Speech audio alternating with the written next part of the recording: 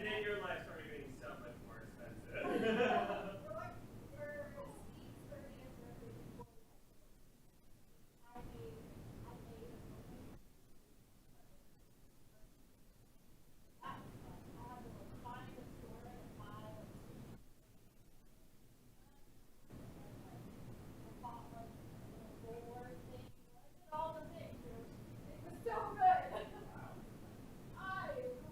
Wow, that is a lot of steps.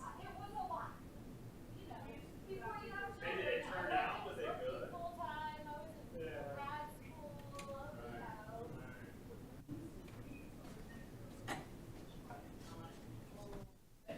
We like did that for a little while and then we just get sashimi.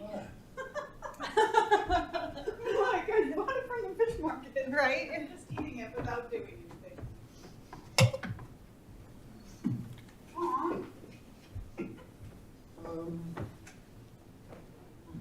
Because getting the right kind of rice is hard. Yeah, making the rice be the sticky kind. Although what we do now is called a sushi bake. And that's warm, but it's like California roll. And you get the like seaweed and you put it in. It's much better than rolling rolls.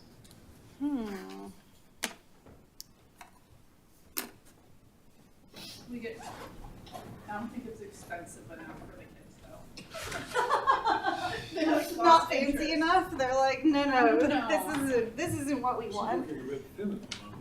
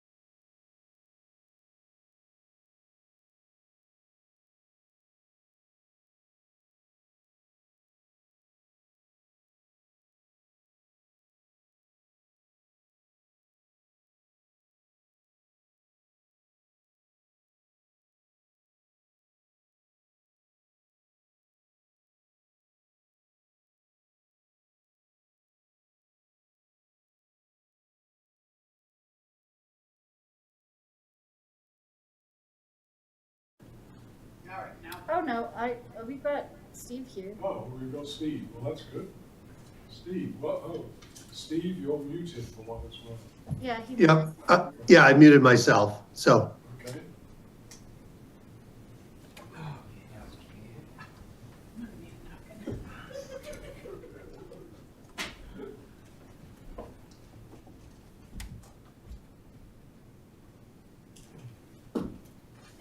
Thank you, Steve. You've brought us up to a quorum. That's my goal in life.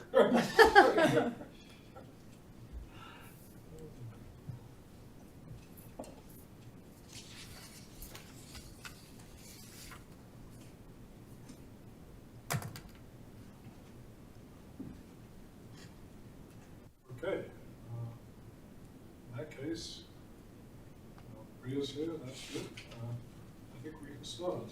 Okay, I'll call to order a regular meeting. Recording in progress. Sorry. In that case, I'll call to order a regular meeting of the Planning Commission. I think the first item is a roll call. Chairman Harper, Here. someone's volume. David, do you want to turn off your volume?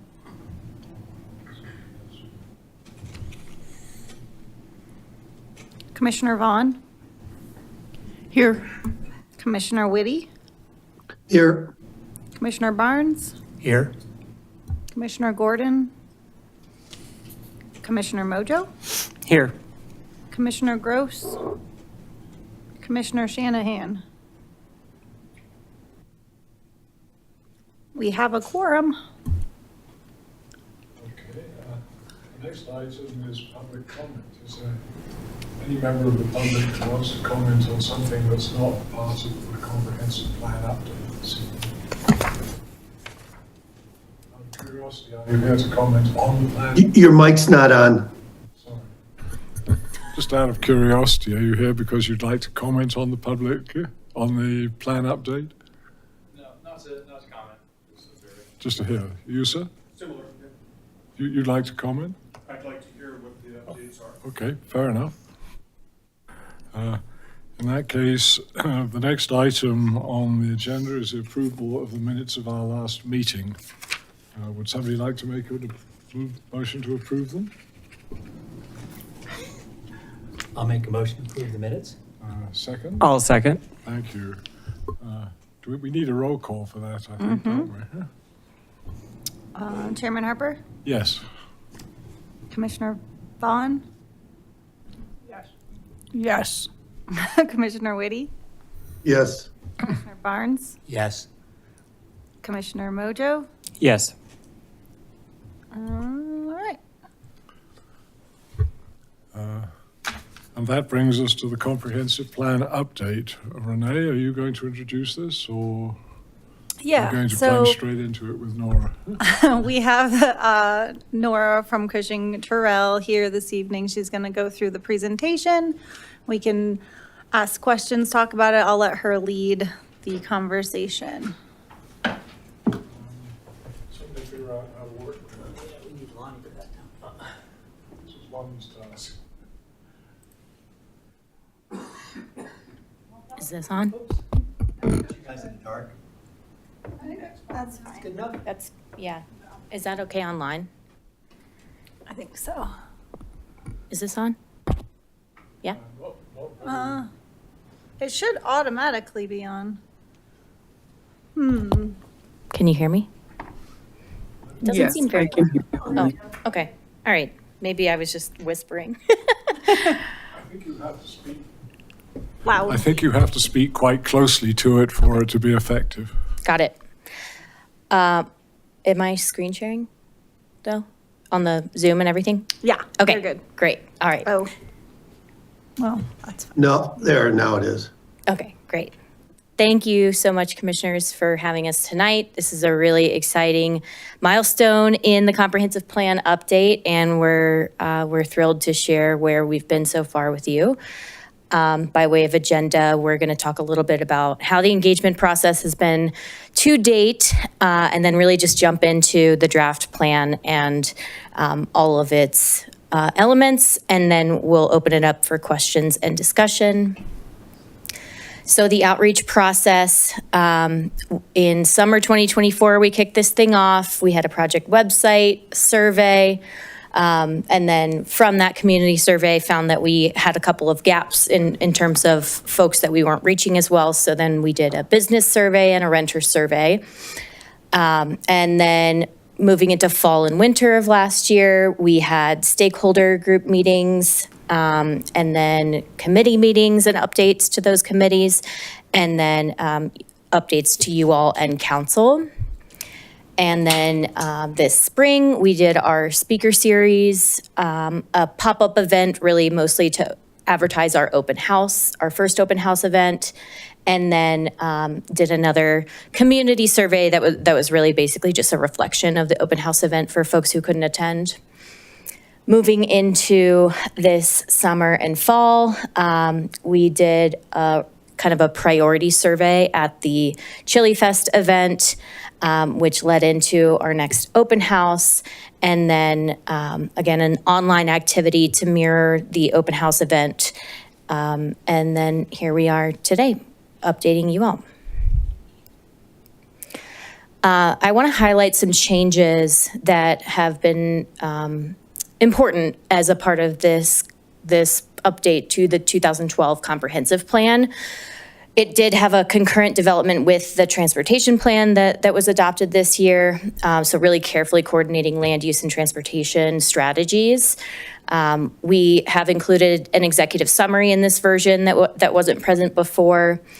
We do have an implementation chapter with action items that are assigned a priority, a timeline, and then some strategic partners to help with that implementation that didn't exist in the previous plan. We have updated the opportunity areas. Some were developed, others were not. New ones were added. And those are going to play a really important role in the town's economic future. And then there has been new state legislation since 2012. This document is digitally accessible. Water element is addressed throughout the plan, and then sustainable growth is a part of the land use section of the plan. So the vision, kind of overall community vision is a community for all. So vibrant, inclusive community where all people are valued, diversity is celebrated, and both residents and businesses are empowered to shape their shared future. And then we've kind of used this acronym throughout the plan to highlight the community values. So superior, distinct town character, healthy and accessible environment, active and connected neighborhoods, prepared and resilient community, and then economic vibrancy. And I know this is a lot of words, so I'm happy to revisit this page. But I know there's some other priorities that we want to get to, and we can come back to this one if we want to. So we've got these 9 plan elements. Land use addresses the future land use map and designations, which we've discussed over time with you all, the opportunity areas, and then character and built form. Community is really about the people, population, cultural identity, engagement in town events. Economic development is about workforce, jobs, education, income, and the town's long-term fiscal sustainability. Housing, we talk about supply, affordability, and really what the need is. Sustainability addresses greenhouse gases, water, energy systems, and green building. Resiliency is more about that hazard mitigation and partnerships to be more prepared and resilient in the future. Parks, recreation, and open space talks about the existing network and amenities and how open space plays a role in the overall town. Town utilities and infrastructure, we talk about utilities, health and safety, and ongoing maintenance. And then transportation, really a lot of highlighting the work that was done in the transportation plan and how it applies to this comprehensive plan. So we've got kind of 3 main elements of recommendations within each plan topic or plan element that make up really the meat of the comprehensive plan. Goals are more broad statements that push forward towards achieving the vision. And then policies are nested underneath those, derived from goals, and represent really a set of guidelines that help you all and town council and town staff with decision making. And then actions are a lot more detailed. They are steps taken by departments or partner organizations to further implement the goals and policies. This is the future land use map with its land use designations. So we go from low density to medium density residential, and then kind of move into mixed use, commercial and office, light industrial, civic, and then we differentiate between open space natural and open space recreation, and then parks and open space, which is kind of the most developed type of parks and open space. So the opportunity areas is probably where we're going to spend the most time tonight. As you know, the town is almost entirely built out, and so these are areas of development or redevelopment that are truly critical to the town's future and supporting a diverse mix of land uses that helps with the town's bottom line and also supports the things that residents want to see in their community. So we're starting with 76 and Guardian. As a background information, it's 4 parcels on 23 acres. It's mostly vacant right now. And in the 2012 comprehensive plan, the preferred land uses were light industrial or flex, or community-oriented uses or medium density residential. And sorry, just as what you're expecting to see here, for each of these opportunity areas, we're going to talk about the background, what we heard from the community, and then what town staff and the consultants are recommending to include in the comprehensive plan for these areas. So what we heard from the community for preferred land uses was housing, low density multifamily to medium density multifamily units, light industrial, or neither scenario or no development. Our recommendation for primary land use is medium density to multifamily residential and light industrial uses, understanding that there are some approved expansion for the Guardian storage that's there right now. And then supporting could be some kind of retail, like a daycare facility. Built form would be grid or modified grid. The site kind of supports that type of block pattern. Parcel sizes would be kind of medium size. And then building scale would be townhomes to multifamily, and then up to 2-story for that light industrial. Their transit recommendations would be pedestrian connections to the park and ride, and then surface or garage parking. Discovery Office Park is 5 parcels, 12.2 acres. Existing land use is vacant and that commercial use, as you can I see. have a question on that last Sure. one. Yeah. I just know that we've kind of approved some stuff for that lot already. Is that going to be shown in the plan or? It's not, because it's still vacant, but it is approved, so, but we don't, the zoning is approved for Guardian on that southern lot. But there's no development plan approved yet for it, so it's still included in this opportunity area.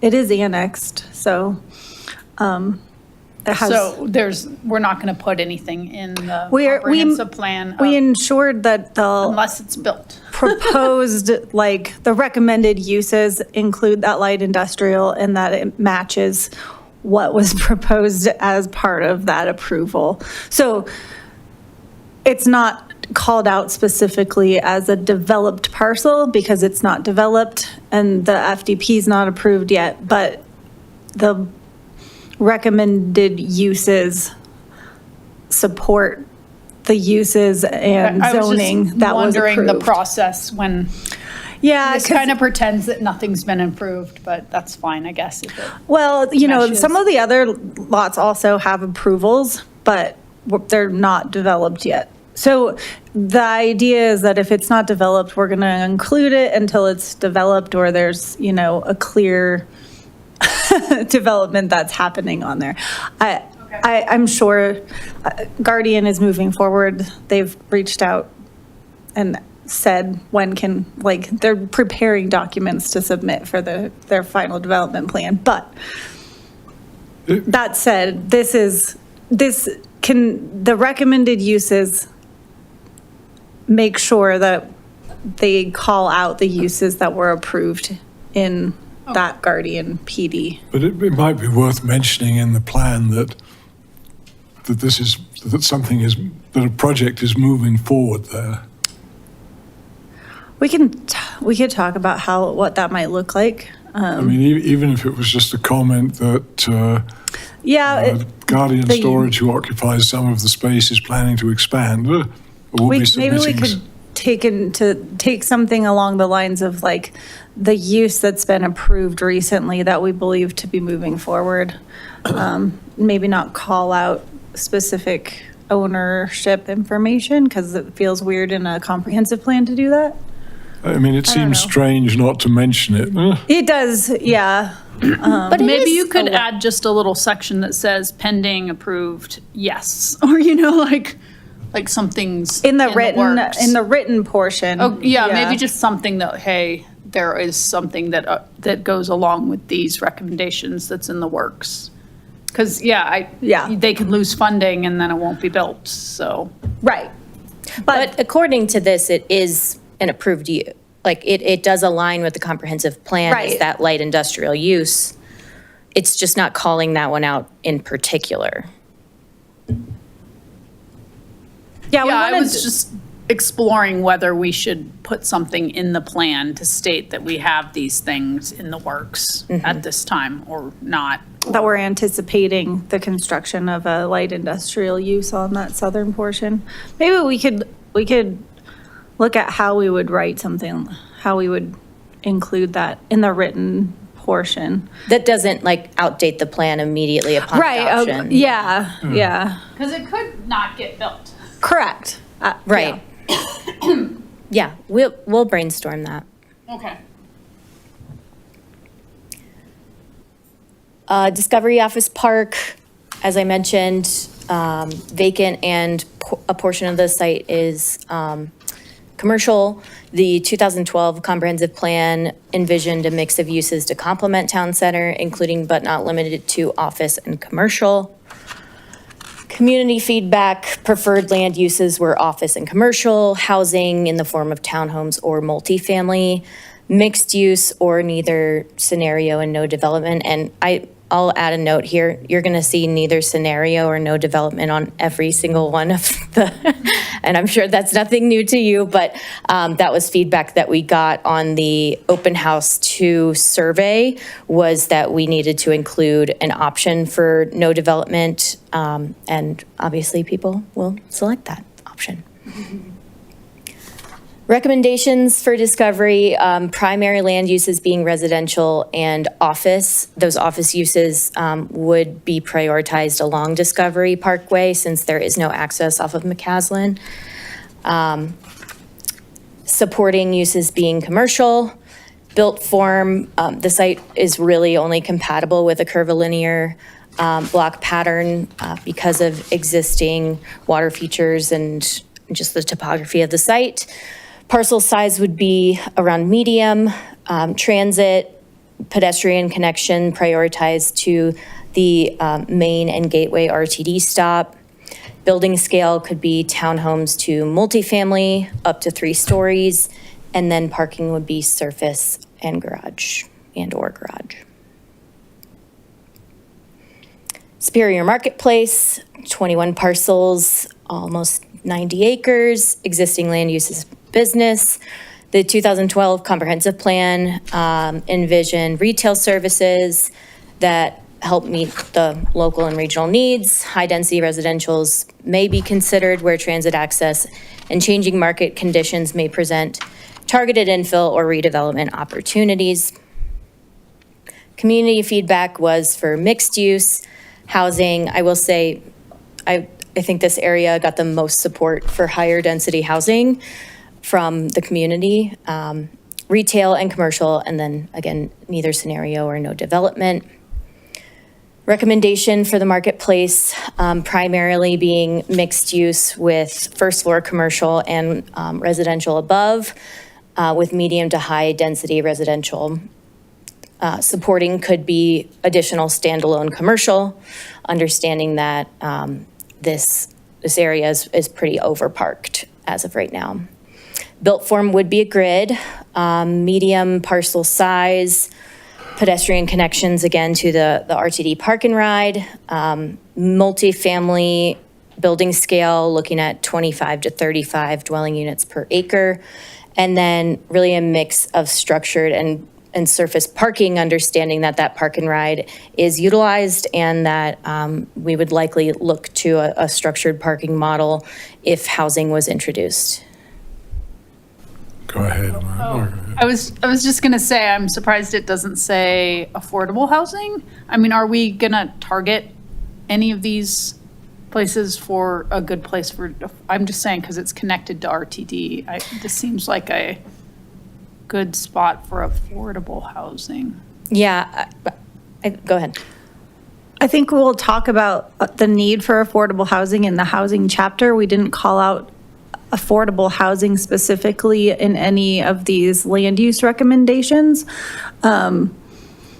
We do have the inclusionary housing ordinance that requires a certain percent of affordable housing no matter where residential development happens. So it's not inconceivable that affordable housing alone would go in one of these spots, but we could call it out specifically for this location. It wasn't on, I don't think we didn't ask that question. We asked about more about what it would look and feel like and less about should affordable housing specifically go on this site or on another site. But I think that when you go to the housing section, it'll talk about where affordable housing, proximity to what makes sense for affordable housing. And then you can, parse together where that makes sense when it comes to residential uses.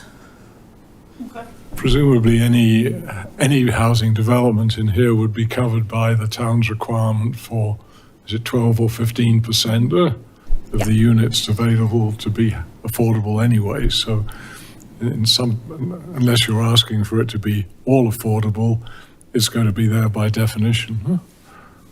Yeah, I think that, we have the senior living, all affordable housing.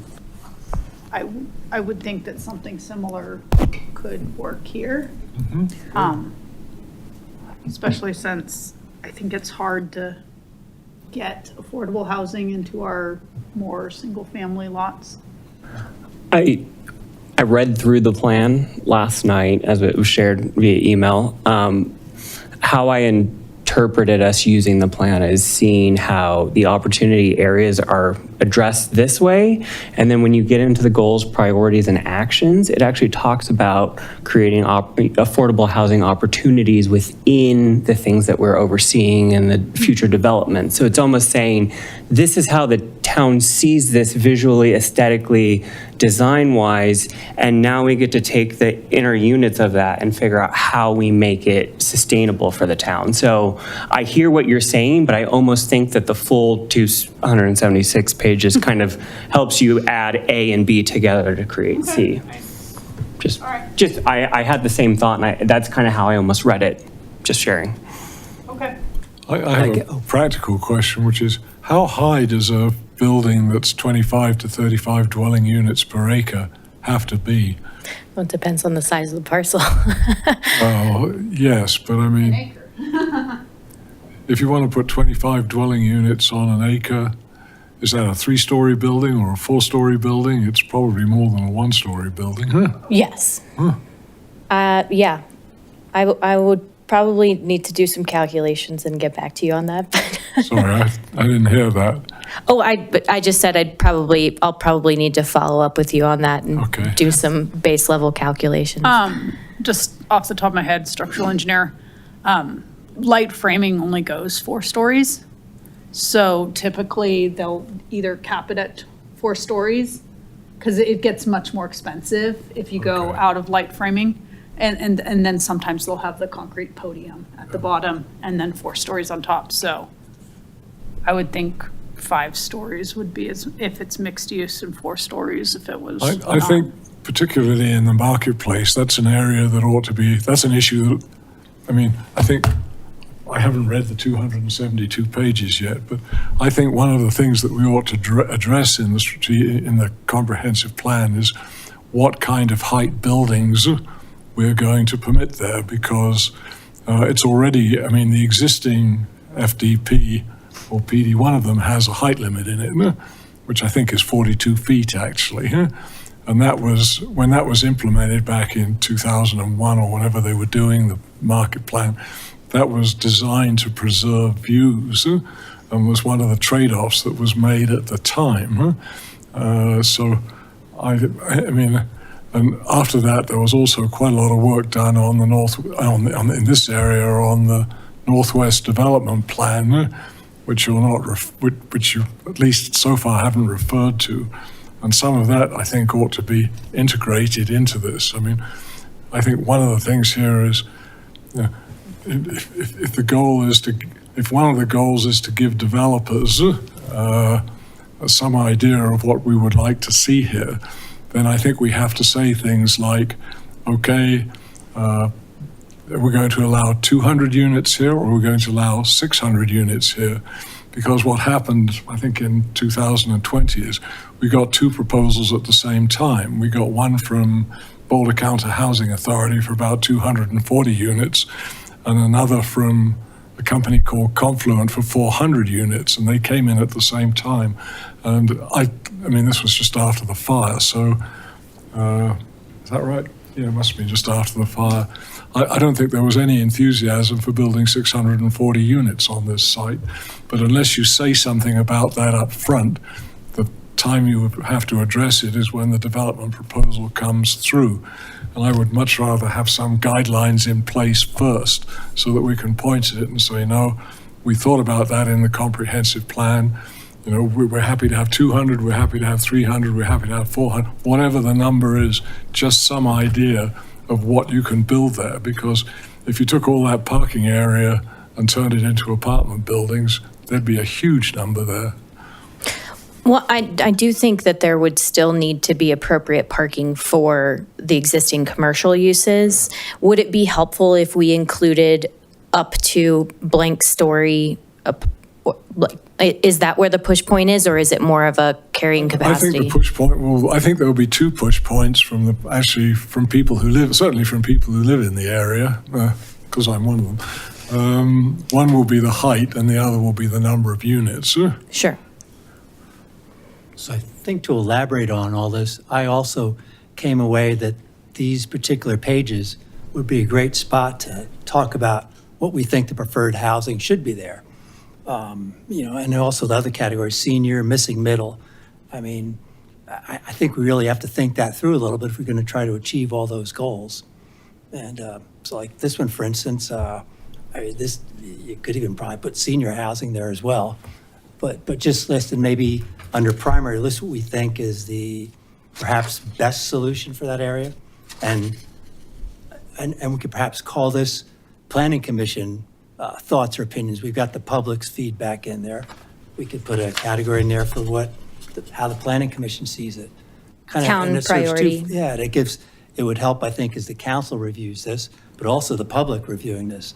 They're probably not going to read the whole thing, but these are really nice summary pages that we can, you know, you can perhaps even put these in executive summary, it'd be a long executive summary, but these are kind of the meat of the comp plan in my view. So I think the big picture detail we could put in there, I think would be just make it more valuable. Yep. Okay.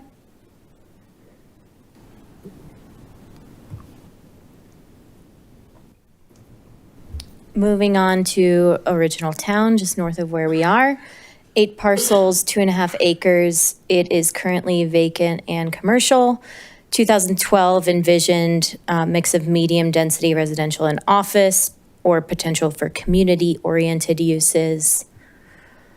What we heard from the community was preference for housing in the form of townhomes, small lot, single-family or medium-density residential, mixed-use, commercial, office, or neither scenario, and no development.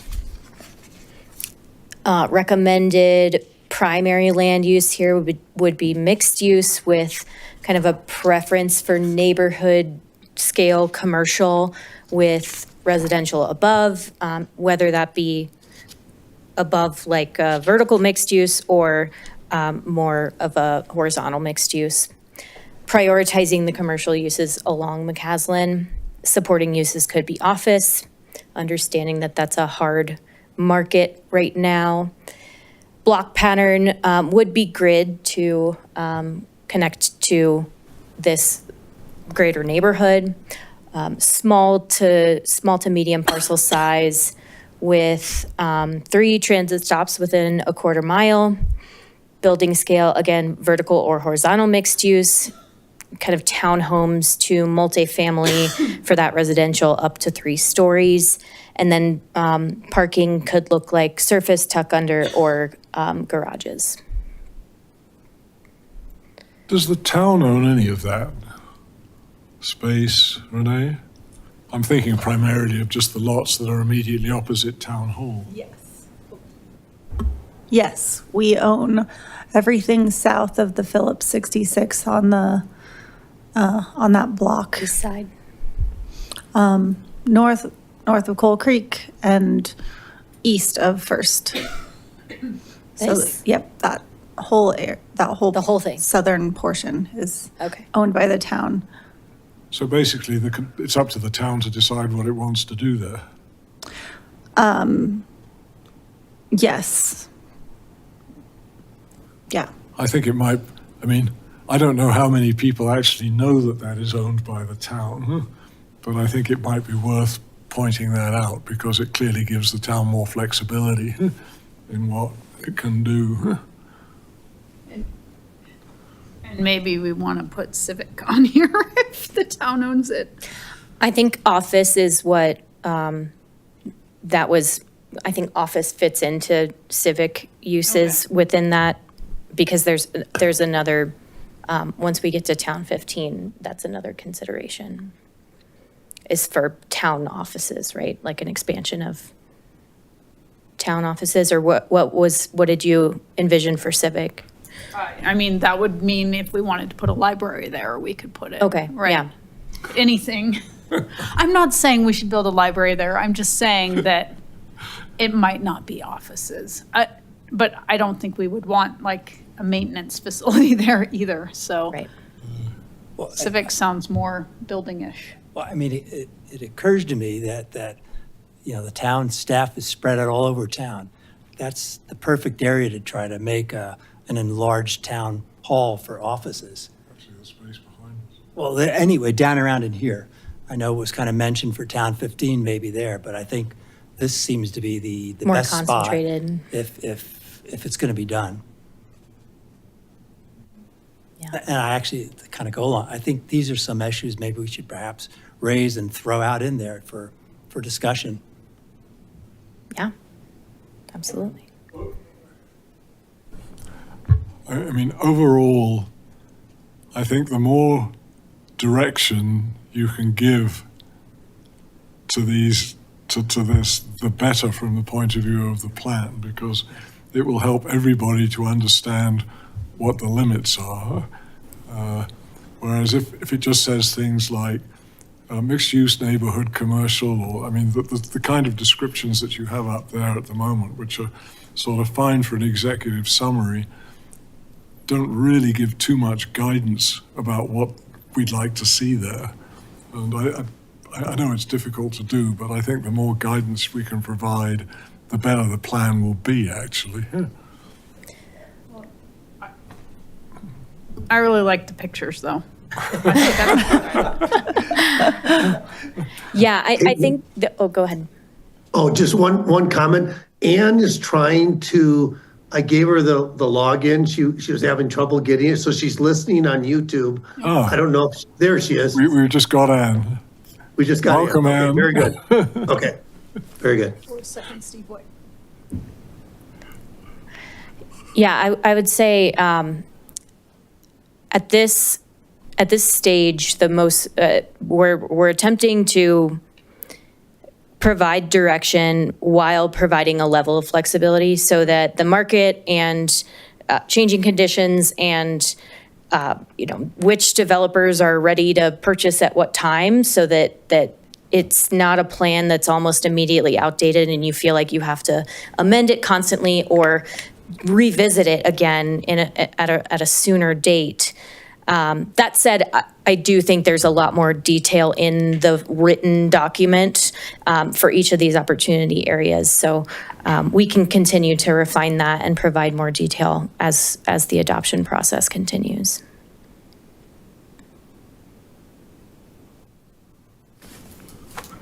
Over to you. Okay.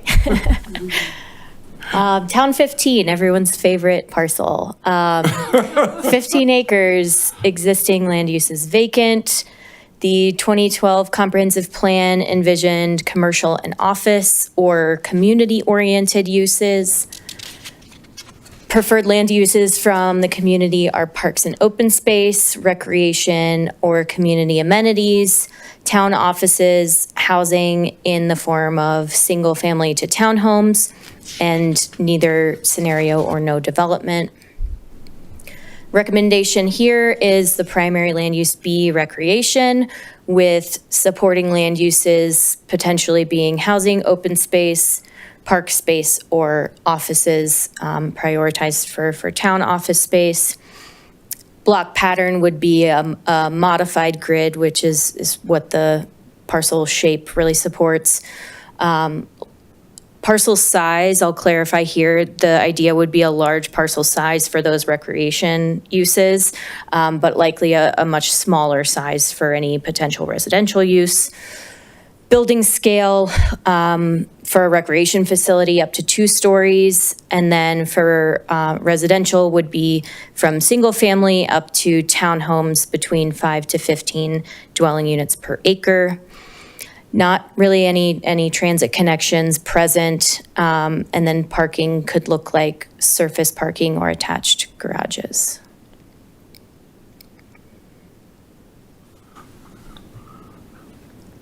I thought I we would have a get more feeling comments. that enough has been said about Town 15 over the last few months to keep us going for Okay, quite a while. all right. Sounds good. Zaharias? But comment, I mean, if you have a comment on Town Actually, 15, what I was feel free. thinking is once Nora's finished, maybe we go back and go through each of the opportunity areas and see what kind of thoughts we have. To just, again, I think it'd be a good idea to put a category there Sure. for planning commission feedback or thoughts. That sounds like a good idea. Okay. All right, we'll do that. Zaharias is one parcel, just over 23 acres. It is vacant. The 2012 comprehensive plan saw a mix of commercial, office, and moderate intensity residential, like patio homes and senior housing. A portion could be considered for open space. I will caveat that in 2012, I think the interchange at 88th and 36th was still a consideration. And so moving forward, we really don't see commercial or office being viable on this site. So preferred land uses from the community were parks and open space, housing from low to medium density, commercial, mixed use, or in either scenario, no development. Recommendations for the primary use to be medium density residential with supporting some lower density curvilinear block pattern, which is really the only option for the site. Parcel size would be kind of small to medium. Building scale from townhome to multifamily between 15 and 20 dwelling units per acre. And then making sure there's just good multimodal connections to the Rock Creek and 88th transit stop. Parking could be surface and then attached garages for a townhome development. I think you should change out that multifamily residential picture. I don't think you should use one that's 5 stories high. Okay. So, sorry, what did you say? 5 stories on that Yeah. picture below. Yes, yes. I don't think anyone's gonna, especially the people with a view right now, are not gonna appreciate that picture. That, I think, I mean, in the time, I don't know, Steve's gone dark, but in the time I think that Steve and I have been on the planning commission, there have been 3 different development proposals for residential on that property, all of which have been turned down by the town. Which brings me to a question, but it's really for Renee. Would the town consider rezoning this without a development proposal, or would it just leave it the same? Well, we won't rezone it. A future developer will have to rezone it. Part of why it's been harder to develop is because of the recommended uses from the previous comprehensive plan. Right. And the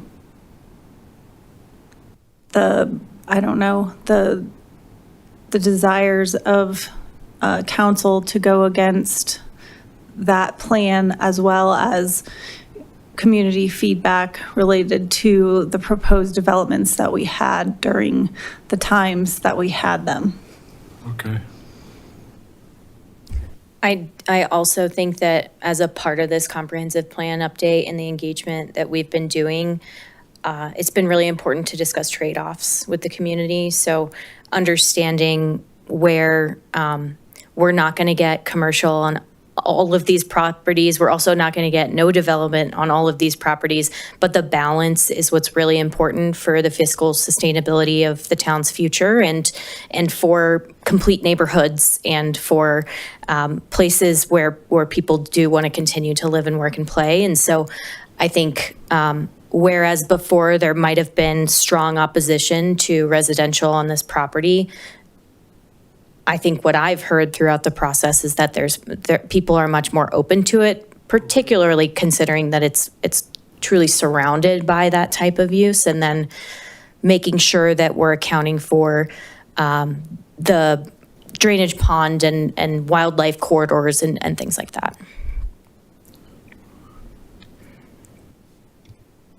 Last one, Resolute, 5 parcels under 6 acres. It is vacant. The 2012 comprehensive plan saw commercial, office, or retail uses, including a hotel here. Community preferred hotel, retail, commercial, housing from medium to high density, parks and open space, and neither scenario, no development. The recommendation here is for primary land use, mixed use with hotel and commercial, with supporting medium to high density residential, modified grid block pattern, medium to large parcel size. It does have close proximity to several transit stops within a quarter mile. Building scale up to 6 stories, and then a mix of surface and structured parking. We do think that this is if you're going to get a hotel in Superior, this is the spot. Just based on access, and none of the other sites really lend themselves too well to hotel uses, and or they've attempted that in the past and gotten no bites from hotel carriers. And we've had concept plans for that over the years. I mean, I forget how long ago it was, but there was a concept plan that was going to build a hotel with residential and retail part of it, but I think it went away and never came back, didn't it? Yeah, we've had several renditions of concept plans that included a hotel of some sort with residential, which is kind of what residents have said that they would like to see here. And the economic development manager agrees that it's a good site for it. If we could make it happen, I don't know. But we'll see what happens. I mean, in your opinion, is it actually a good site for a hotel? I mean, it's right on the corner of Colton and West Flatiron, or whatever the street there is that goes into the mall. Yeah, I do think it could work for a hotel. I think hotels these days are being really strategic about where they locate, and there is a concentration closer to the Flatirons area that you might just need the right hotel chain that doesn't have a presence here yet and sees the benefit of, the future development in Louisville and CU opportunities and things like that. These uses would also require a zoning change for this parcel as well. So any development will have to change the zoning. Yes.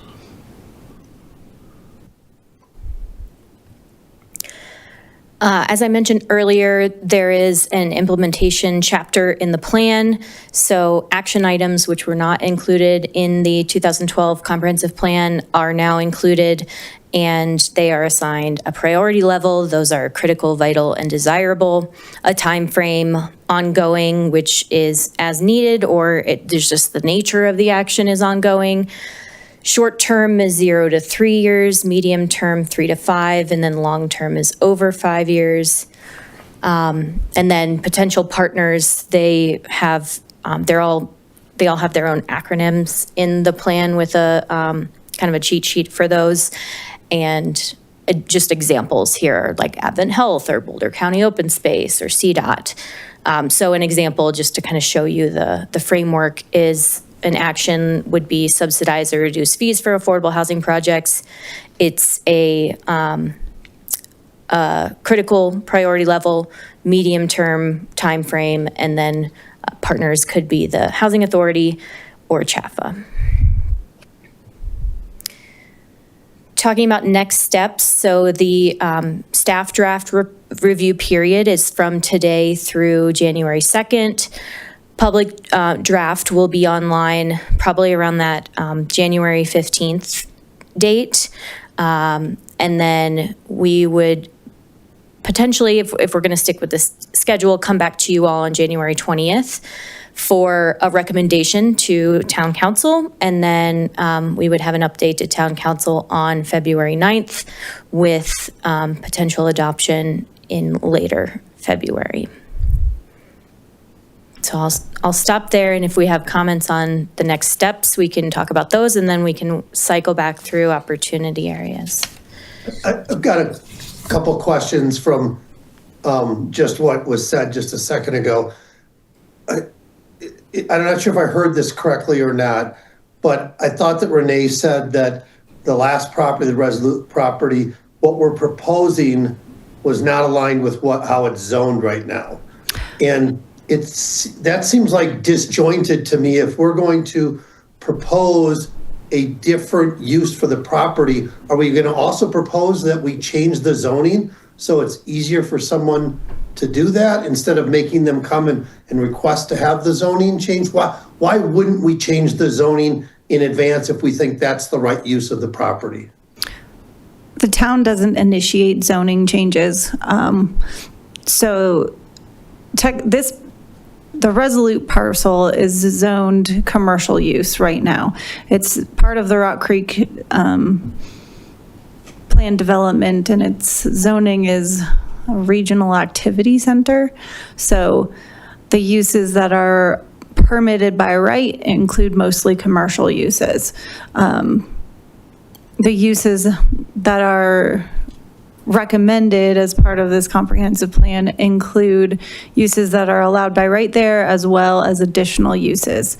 And then with a development, the developer will come, and if they're not building commercial in accordance with the RAC, they would rezone the property to something else that meets the needs of the development that they're proposing at the time. Okay, so we don't think this is a detriment. We don't, again, I don't know the development community. This doesn't stop someone because it's not zoned correctly.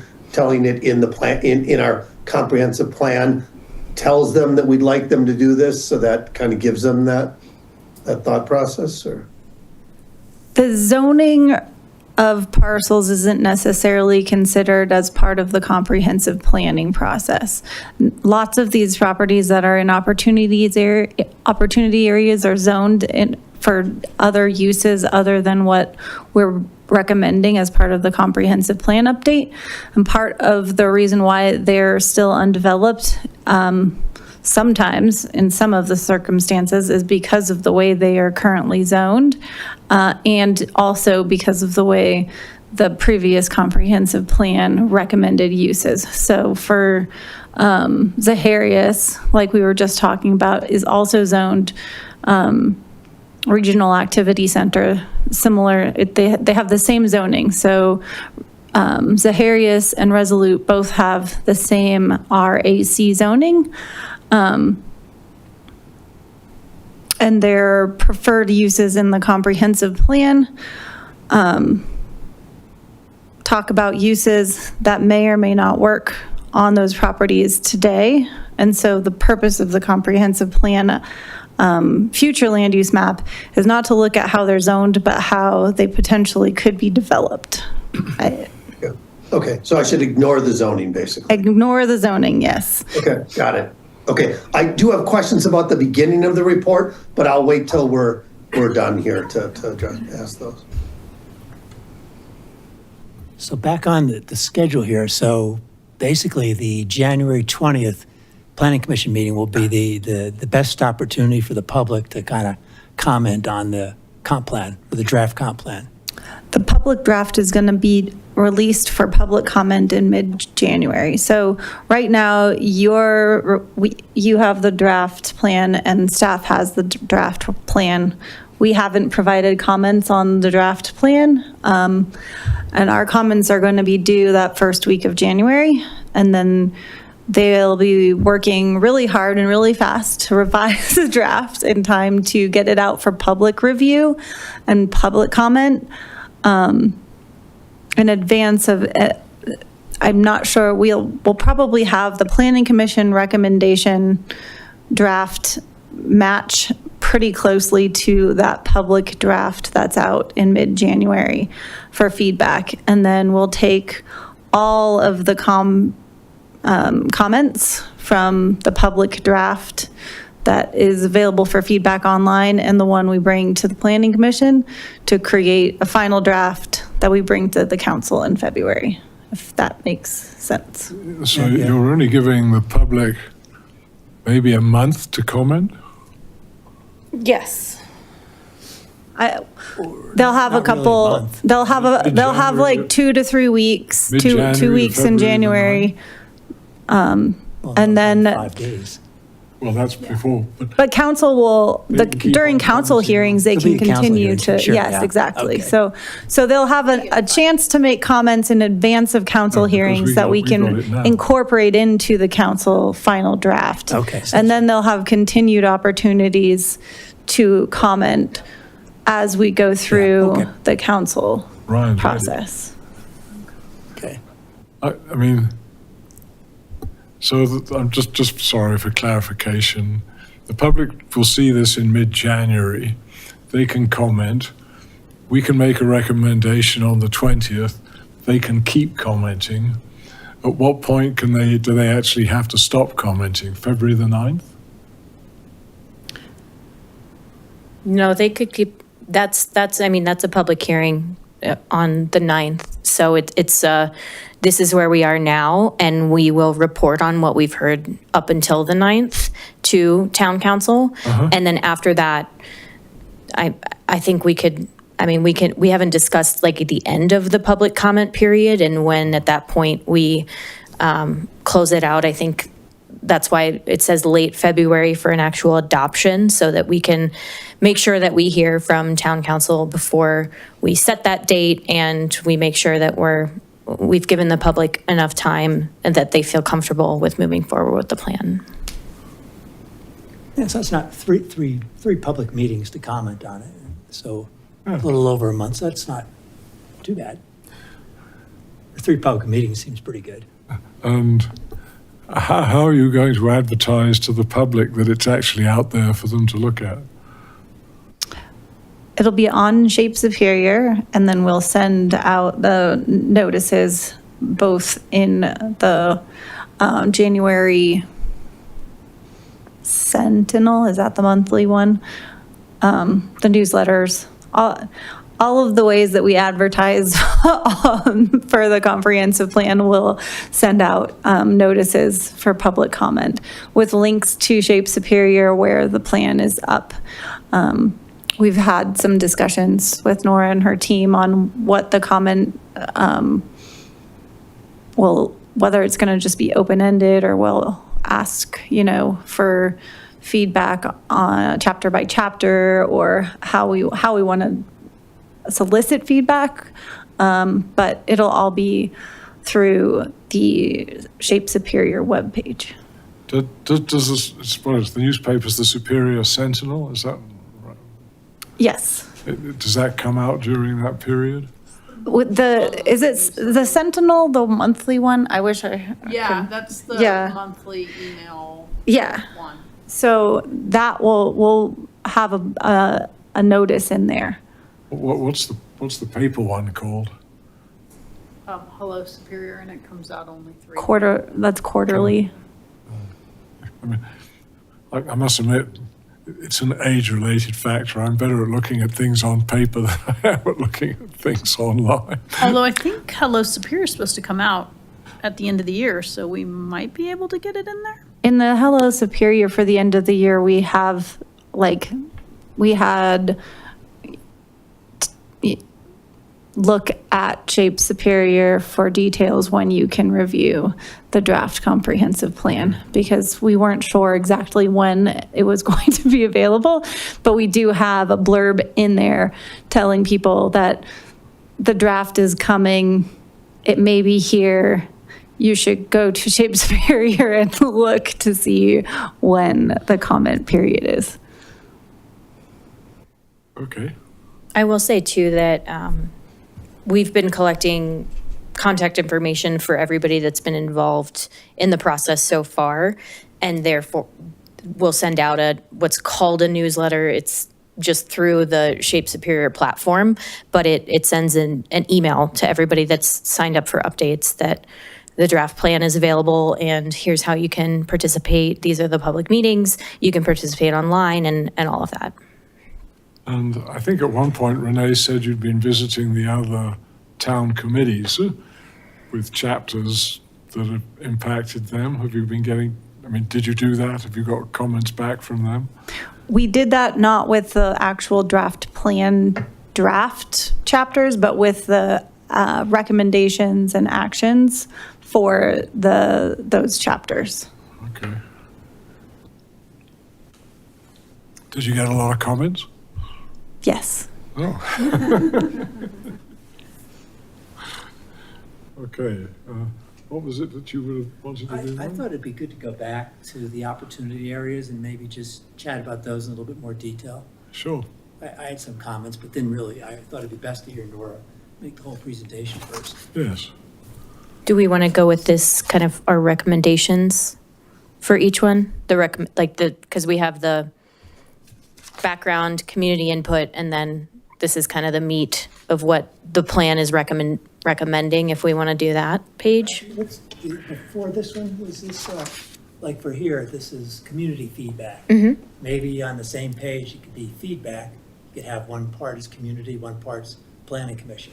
Oh, I see. Something like that to just distinguish, continue to capture the community feedback, but, you know, the planning commission perhaps views things from a different vantage point, might have different thoughts or comments. Sure. I'm sure we will, actually. Yeah. Is somebody taking notes, I am assuming? I'm taking notes. Okay, great. And it's recorded, so Right. we go back and listen also. I mean, you were actually thinking that in the report it would be identified separately as coming from us, coming from. Well, I mean, it is two sources of feedback, so if there's different ideas or thoughts, like for instance here, I would say, you know, this could be an area for, you know, west of Costco could be a multi-story building that could be for affordable housing or senior housing. You know, it's close to RTD. I think it's just kind of general for. Nora, how do you, sorry, I'm thinking about what you're asking and I want to ask a clarification. Category, let's see, affordable housing, where are the Right. most likely spots for it to go? Can you use your mic? Oh, sorry, thanks, Steve. Back to, where are the most likely spots for affordable housing to go? And it's probably close to RTD, so this is one of the opportunity areas. We have this, we have the marketplace, and we have the RTD site. Perhaps the Resolute property, possibly, but at least these three, so it seems like we should, if we all agree, or we probably won't all agree, but I'd say there'd be something to throw out there for consideration. Do you normally include affordable housing as a land use in comprehensive plans, or do you talk about it as part of the housing chapter and then we relate that? I don't know best practices for comprehensive plan. We've done both. So a strategy that we could consider here, and it sounds like that's an interest of the commission, is that it's not necessarily an assigned land use, it's an identified opportunity of these are priority sites for affordable housing, right? Because we're already recommending medium to multifamily residential on the site. So if we're if, affordable housing would be allowed in that, but if we're saying the town's priority for affordable housing is on these X amount of number of sites based on their proximity to transit, the affordability, and that there's so many factors that go into that. Is a developer going to be able to afford the land to develop it as affordable housing? And can you get the density? And is it supported by the community? And so I think that's definitely something that we can explore. And I agree with you about the sites that you've identified. And along those options, like we've talked about the housing challenges, like the missing middle senior housing. I mean, same thing, this is kind of a good spot for that. That's really prime property. It's out near the open space. It's large enough to put a number of single-family homes there. And the other thing, I'm mentioning all this is, of course, we've had a proposal. One developer wanted to put apartments there. So I don't know, that raises the question, how many apartments should we have in Superior? We got a whole bunch coming online downtown. And again, Marketplace, RTD are probably also, if anything's built there, those will also be apartments. So kind of like, okay, well, do we need more apartments here? We're taking away from basically not single family, but for sale housing, which we've identified as a need for Superior in particular, at a lowest cost as possible, which will be a big challenge. May I ask, so the document itself, it does include a lot of those things, but they're in separate pieces. And I want this document to be evergreen. It took us 2 years to build it, and we're supposed to do it every 10 years. It's been 12 years since we did the last one. Does it make sense to have the document itself and then have the commission's position statements based on the document? And I don't mean to make another document, but that's how commissions often do, or they'll say, hey, there's the guiding document, and then this is our position on it, seeing kind of the things as they lay. Is that kind of what you're seeing in this? Well, that occurred to me. Another way to do this would be if we had a separate document. Here's the Planning Commission's view of this, or thoughts and recommendations, or why they've supported something or not supported something. Kind of tackling each of the opportunity areas. So that could be a separate document that, of course, Renee would volunteer to draft. No, I don't know the answer, but I mean, I think someplace we should capture, as David was saying before, a little bit more detail, drill down a little bit as to what we think these sites might be. Another Best suited for. And again, now the other thing in all this is we might think these are good ideas, but what's the market going to say? Right, and maybe another opportunity to avoid future amendments to the map would be to identify the highest priority properties for affordable housing in those strategies and actions in the actual land use section of the plan. So we have obviously goals and strategies and actions about creating diversity of housing and affordability and all of that. And so we could just tack on to one of our strategies that says provide, the town should incentivize affordable housing, particularly on X, Y, and Z sites. I don't think we were thinking about this. I'm doubtful about having separate planning commission comments because the comprehensive plan is supposed to be a planning commission plan, actually. So to write a planning commission to write a comprehensive plan document and then say the planning commission thinks something different is in some sense contradictory because it's actually our plan. Well, I guess there'll be the. I don't mind. I mean, I think if you wanted to go, I think it was the way. If you wanted to say, okay, this is the primary use here is medium density to multi-family residential, and say that's what we're expecting a developer to provide, and then say, as a sort of addition to that, we think that this would be a very useful, because of its location close to an RTD station, this would be a very good location for affordable housing or senior housing in particular. I think something like that, but I don't think you can lock the developer. I mean, if a developer. Oh, no. We've already got a development proposal on this site, actually. I don't think you can try and lock the developer. I guess we could, I'm not sure I'd favor trying to lock developers into particular kinds of development through the comprehensive plan. Huh? Well, certainly the one thing there that kind of cries out for me is rental units versus for sale units. I mean, what's best for the town? If for some reason we decide, gee, we've got enough apartments, we don't need any more, then wouldn't we want to make a recommendation for sale housing, not apartments? Again, who knows what'll happen, but I mean. Yeah, no, I don't think personally don't want to be in the business of making that decision. The market will I think dictate a that's lot of I think that. that's a market decision rather Yeah, than us. but I mean, for sale units would fit into this, right? Sure, If we're talking yeah. medium density, you could be talking about townhomes, so that's not written out. The purpose of being vague in a sense, but providing direction, but not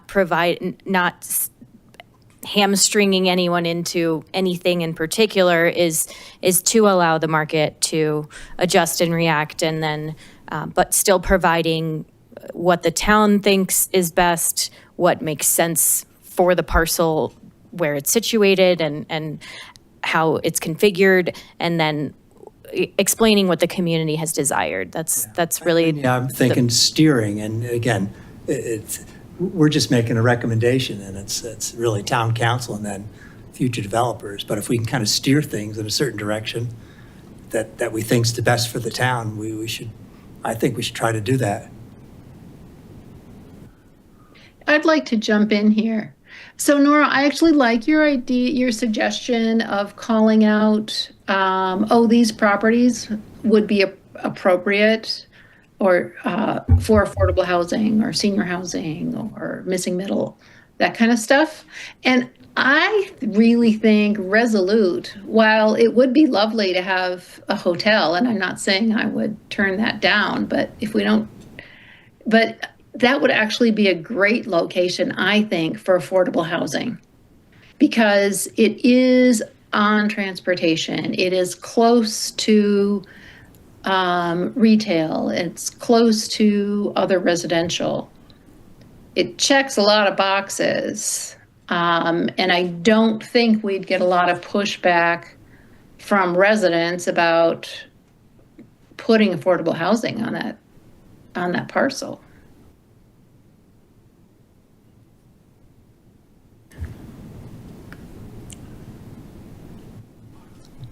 I guess I think if a developer comes forward with a plan to do that, we need to make sure that the comprehensive plan isn't a hindrance in terms of what's allowed to be built there.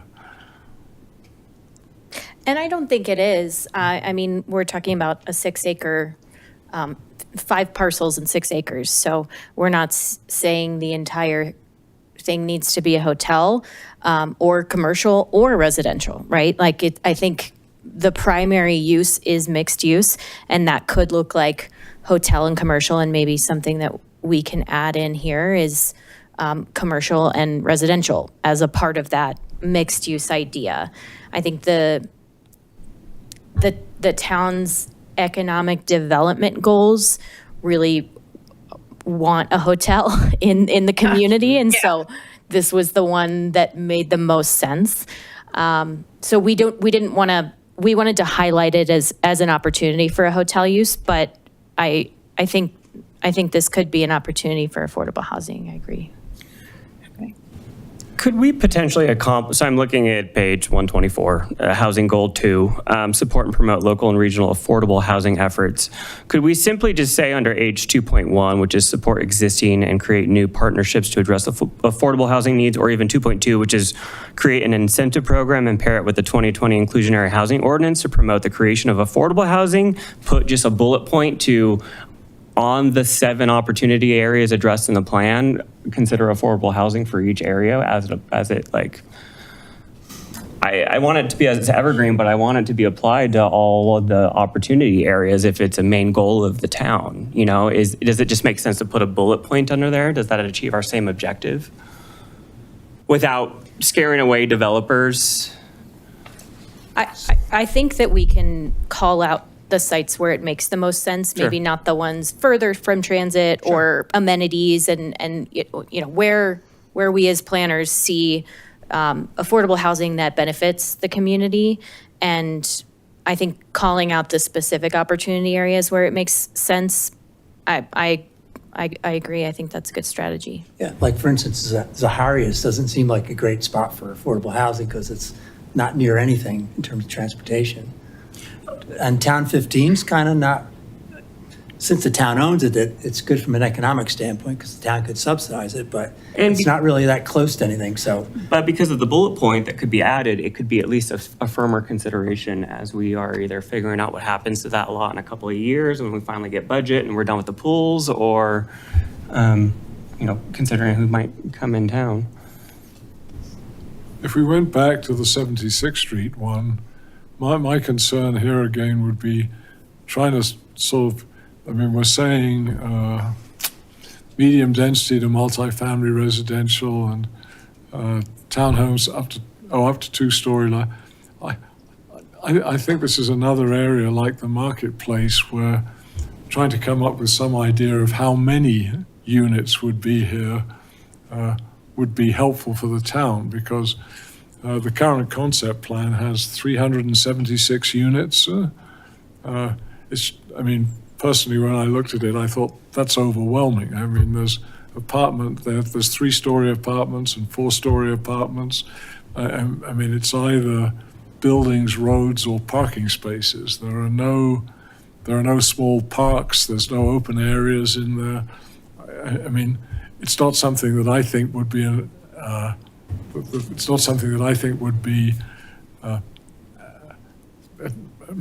attractive addition to the town. It's right next to, now I'm drawing a blank. What's the development down here?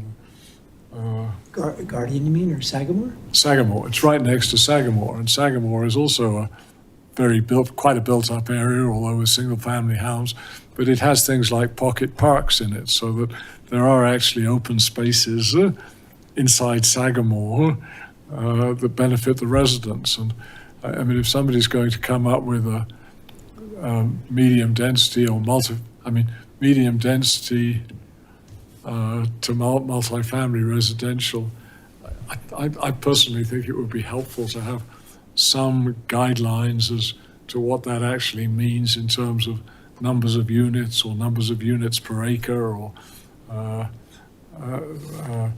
anything that provides that gives the developer some idea of what we're expecting before they come to us rather than after.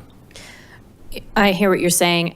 I think what we can provide at the comprehensive plan level is a range of dwelling units per acre. I think when it comes to open space and parks, that's going to come in your development regulations. Sure. And so there are recommendations in the goals and strategies and actions about providing adequate or appropriate superior town scale open space and park areas in new developments, but those would be a part of the development regulations. When we were doing the new downtown, there's a whole series of design guidelines for the new downtown on how buildings have to look and what roof forms are like. It probably covers even open areas in the town and things like that. So, if we have can we incorporate something like that?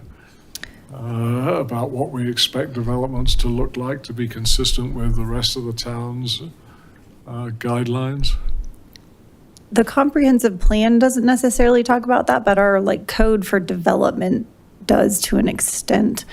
When we bring a PD to you, we often look at the comprehensive plan and other land use land uses in the town to make sure they are appropriate for their surroundings.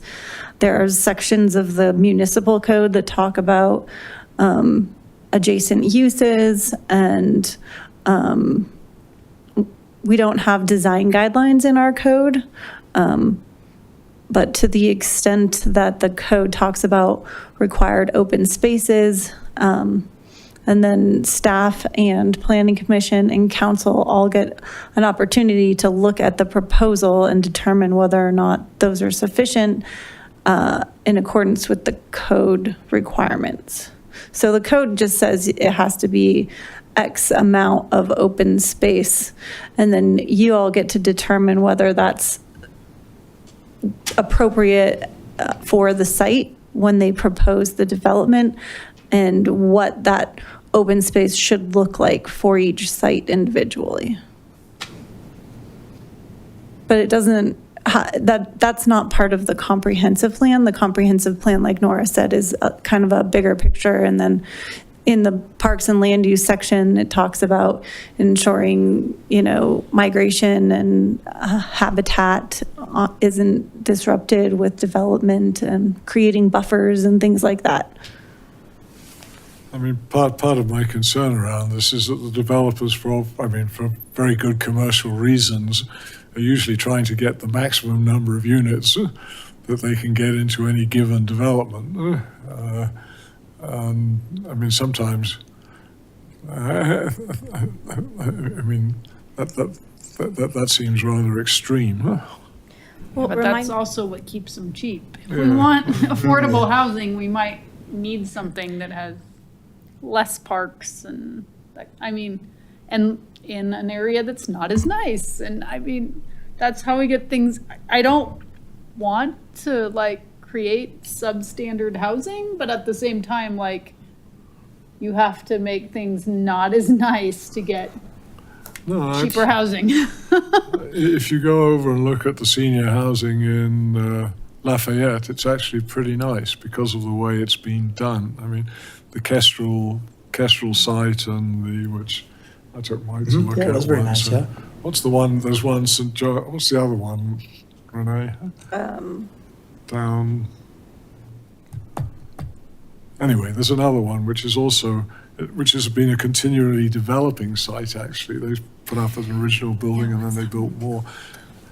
Even though it's affordable housing, I think both of them were done by Boulder County Housing Authority. They actually, you can't tell they're affordable housing just from looking at them at the outside. I think that's a goal to be aimed for, actually. Willoughby Corner, that's the other one. Okay, sorry? Willoughby Corner is the other one in Lafayette, if you want to look at. Willoughby Corner. No, that one. Yeah, and Josephine Commons is also. Josephine Commons is the one I was thinking of. Yeah, Lafayette has a number of affordable housing developments in different phases of development. I will say, though, the comprehensive plan provides direction and guidance. It's not build this building, developer or property owner. It's saying, this is the guidance. The zoning is still what the zoning is right now. So it's not saying you can build the most stories, you can build the most number of units. A developer is still going to have to come to you when they want to develop their property. So this isn't the end of the process. I would say the majority of the property of the opportunity areas would require a rezoning. And so there are opportunities in the future to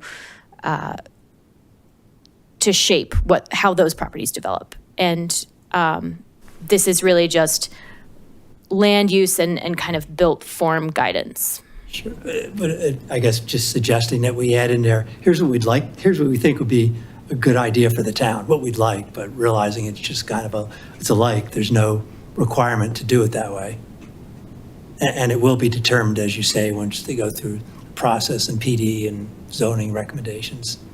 So, but it's just kind of, again, thinking of steering things. If you were to build this, you're probably not going to see much resistance. I think that's kind of what this whole process has been, right? Because we've gone through a couple of different scenarios on each of the opportunity areas, and this is where, after community input, after market study, after looking holistically at what the town needs and what makes sense for each property and what we heard from the community, this is kind of the recommendation that town staff and the consultants have come to. And so we're looking for you all to say, okay, we can support this, or if we really need to revisit one of the sites, we can do that. Before I forget, I keep on thinking, the Element Hotel spot? Why is that not an opportunity area? Mostly because it's zoned for a hotel and we're trying to get a hotel to come in on that spot. Okay. We weren't considering it as an opportunity area because we weren't considering it as a vacant parcel. It is now. Maybe in 10 years, if it's not developed again, it'll be a new All right. opportunity area. Fair. You're not wrong. Steve, Ann, do you have any questions? Yeah, I'm going to go first, Ann. And just, if we can go back to page, I'm going to go way back to the beginning, page 10. So, and I'm going to really get a little bit more kind of strategic on, not page 10, I'm talking page 10 at the very beginning. At the doc, are you talking about the actual In the plan executive itself? summary, in the executive summary. In the plan itself? I put the plan up if you exit out of here. Go down to the PDFs. There you go. Oh, let's stay here for just one second on this one. So when I opened this up, I was disappointed that this was the picture we chose for Superior, because granted, there's this monument, I guess, that we built, but I expected something else other than that to do it. Now, again, I am the last person from an artist and all of that. So I'm gonna stop with that comment. I expected to see one of our events with people all around or something, but again, so I'm gonna just stop. That's just my 2 cents on that. If you want to go to page 10. I will say too, those types of comments, we appreciate them and need them. I think those are probably best in the form of getting them during the staff comment period, because they are more editorial, and this is more for wholesale changes and changes in direction and things like that. But again, Yeah. appreciate the comment. Is this No, that's fair. the page you were looking for? It's not showing anymore. There it is. Okay. Yeah, so first of all, there's a couple grammatical errors on this page. So if someone can look through it and pick those up and fix them, that'd be great. When I think of an executive summary, I think it's telling me what are the key things in this document, the key conclusions. All we're doing on these pages are telling us what's in it, but we're never telling someone, here's the things that we decided in the executive, this is the executive summary, here's what we decided. These are just telling us, okay, we did a transportation plan, we did this, we did that, and even the format is in there. To me, the format shouldn't be in the executive summary. The executive summary should be one page that talks about, here's the decisions we made, in the opportunity areas. Here's the key things. Here's the number 1 and 2. I have to get, and this could be that I'm slightly ADD, reading a 260-page document, most people aren't going to do it. And I think if we lose them and we don't tell them what we decided in this plan here, we're going to lose 50% of the people. So that's more of a structure, and you guys do this a lot. So I'm just giving you my 2 cents. The other thing is when I start reading the first paragraph, it says that we're going to regularly update this plan and stuff, but we haven't done it in 12 years. I think we should take the word regularly update out, because I think it's a periodic update, unless we really are going to change the way we behave as a town, because I think we're inferring that we're going to do this a lot more regularly than what we're practically going to do. So that's kind of my thought process, around here. I thought the executive summary should grab you and want you to read further in the doc and get things, and this doesn't really. So, Ann? I have to agree about the executive summary. I think it should be as impactful and as informative as possible. This is a tremendously long document. And I personally have gone through and taken a quick peruse of headers and whatnot. I haven't read this. So it's hard to comment, to make really substantial comments, but I think we have to think of the audience of our residents and how can we make that, just make it really easily digestible. And if you've got something in an executive summary and say, see, go to section XYZ to see more, would be helpful. Yeah, and if we think there's if we think, like, we should tell people what our number one opportunity area is and what we think we should be doing, right? If we've decided that, if we believe that we should come out and tell people that. If we think there's things that we feel strongly about, I think we should state it right here versus making people dig through the document and try to find it. Because most people aren't going to do it. I mean, we're not, like, we're the one group who's supposed to do it. And granted, we just got it last night. So I will look through the whole thing, but I'm surely not looking forward to 270 pages, I can tell you that. I think that's a very good comment, because even before we started this process, Mark Lacius, who was then on the town board, made the comment that he didn't want another pile of paper that was going to sit on a shelf. And if you give people 270 pages, that's a pile of paper that's going to sit on a shelf. I mean, the best you can hope really is if you produce I think the best you can hope for, or the most you can expect for most people who aren't into it on a day-to-day basis, is that they might read an executive summary. And so having a good executive summary is actually really important to connecting with the people who are reading it. I also think since this is in PDF format, you should have links so that they say, go to this section, and you can just press it and you go there. That's a great idea. That will be a part of future drafts. We were under a bit of a time crunch on this one, and yeah, the whole PDF will be linked within chapters. If there's a figure reference somewhere, you could click on that and it'll link you to that section of the document. But it would be great to learn, because this was our, we've gone through a couple iterations of a kind of a Word document version of the text of the draft with staff, and this was just a first stab at showing it to you all. But it would be great if you have a list of what you'd like included in the executive summary. We're happy to do that. Our first conversations with staff were not to include all the details within each opportunity area, which certainly couldn't all be on one page. But if you do want that within the executive summary, we could do kind of an expanded executive summary that's more comprehensive and touches on kind of everything. It's just hard we could do just the goals for each chapter instead of the goals and strategies, or.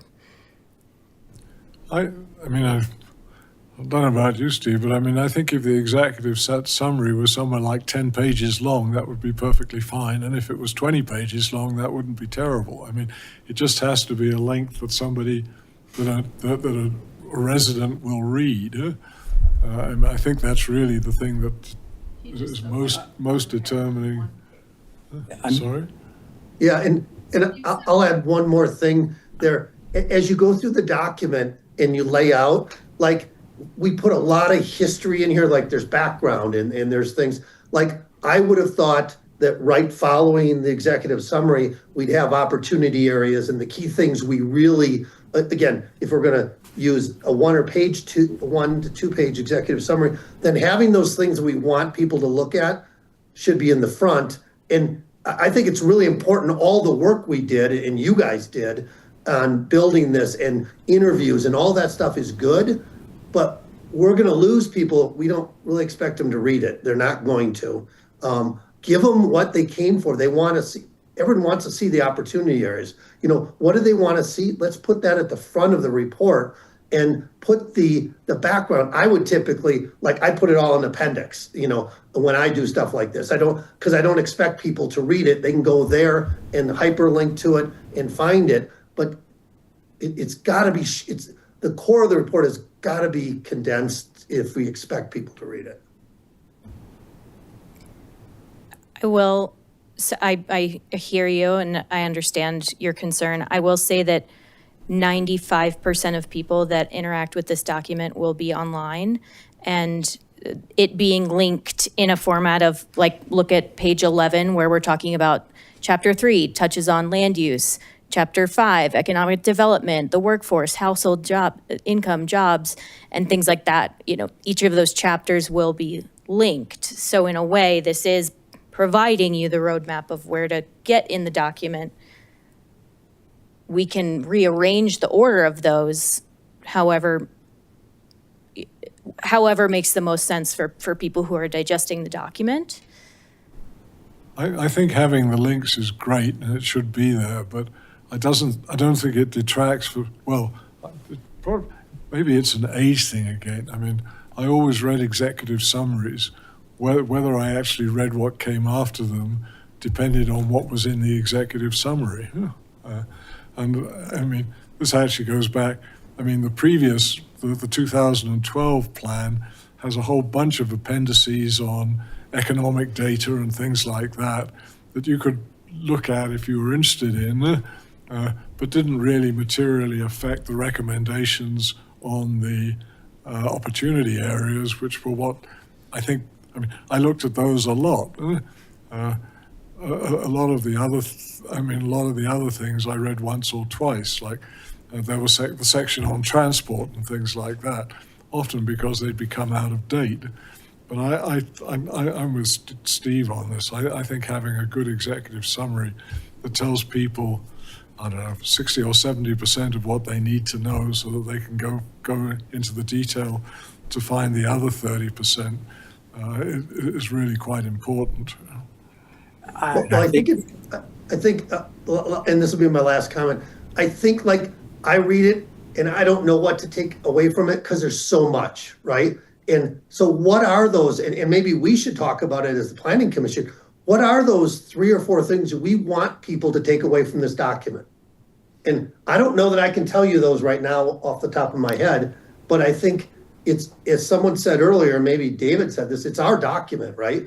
What do we want people to remember from this document and read? And I can't tell you that I know the answer to that right now. I can. Okay. I think we need a table in the beginning that has all the opportunity areas. It lists their names, it probably lists their parcel acres, and then just primary and secondary uses, and you just have like a ton of links in there. And I know me and my husband, when we talk about articles and stuff, we say, give me the TLDR, which is too long, didn't read. And we want a paragraph. And maybe that happens on like the first page or something. I don't know that you should call it TLDR, but that's what everyone of my age will call it. And I think it should just do opportunity areas, probably affordable housing, and link it to affordable housing recommendations and like action items, like those 3. I was going to expand. I'd say, what are the things that affordable housing is one of the town's principal goals. Economic development is one of the town's principal goals. So, what you're really saying is that the opportunity areas are the core of this plan. That they're the important things. That's why you want to put them first. And I agree with that, actually. I think that, if anybody wants to, the first thing the people who live down on Andrews Lane will do is they'll look to see what the plan says about development on Town 15. The first thing the people who live around the marketplace will do is they'll look to see what it says about development in the marketplace. So I think that's what makes those the most important things. But if you, I think linking it to affordable housing or linking it to the section on economic development, if you can blend those together to have an executive summary, which is a summary but has enough information in it that somebody who looks at it will feel they've got an idea of what the plan says is important. Can I make a suggestion? So just in the effort of time and the fact that none of us have really read this yet,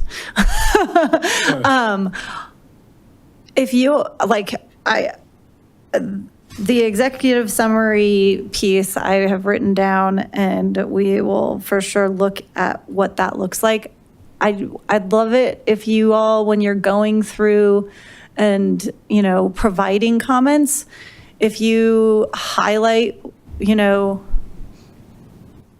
where something is that should be in the executive summary. Like if you're reading through the document, put a star or make a note that says, you know, this sentence or this section or something. Just tell us where you all individually feel like things should, like this should be in the executive summary, this should be in the executive summary. And then we'll take all of your comments and our comments, and we'll try to figure out how to incorporate as much as we possibly can. And then when we bring it back to you, as part of our presentation for your approval of the draft plan will be, or the final draft plan, the one that we send out for public review, we'll talk about how the feedback that we received from you, the feedback they received from staff, and then we'll incorporate that and how we've incorporated that into the next version that you see when we bring it back. I honestly think, for the reasons Steve gave, that you should have an executive summary before you send it out to the public, because the public will read they're much more likely to read the executive summary than they are to read the plan. That's the plan. Yes. So your comment period goes through January 2nd. We will be modifying the plan based on your comments. Okay. And then the public draft is January 15th. You mean I've got to read 276 pages between now and comment on it? Okay. We can adjust the timeline if that's not. Steve went first, so that means you can go second. Is there a way to share this document so we can all put our edits and comments in 100%. place? Or just let us do our own, save the document. So yeah, I was thinking the exact same thing. I'd love that. We can provide a link like we've done in the past. It's like an Adobe shared link where it's a shared PDF and everybody can see each other's comments and comment on comments and things like that. But I'll leave that up to you, Renee. Would that be helpful for you all to see comments see everyone's comments in a draft form? Or do you want, it's not going to be a Word document. No. Right. You don't want to edit a Word document. Right, but if we want to highlight something, Yeah. and make a comment about it, or that, I mean, I think some of our comments will relate to each other, and Yeah. you know, how many copies of PDFs, 274-page PDFs, do you want to review to see everybody's comments? Do you want, we've done these a few different ways. For internally, we'll have like basically a comment letter that we provide. And it'll just go, you know, chapter by chapter, and then you call out the page number and you make your comment. And that makes it easier to go through the comments that way. I would favor something like that, because I think if you set it up so that we can all edit it all at the same time, so that essentially we're editing each other's edits as we go along, that's potentially rather confusing. Well, I guess it depends. I was going to ask, what kind of editing capability would we have if we get a document like this in Adobe? Would it be, Just be commenting on it. no, I mean, but it's like the capability that you would have with Adobe Acrobat, would it be that good?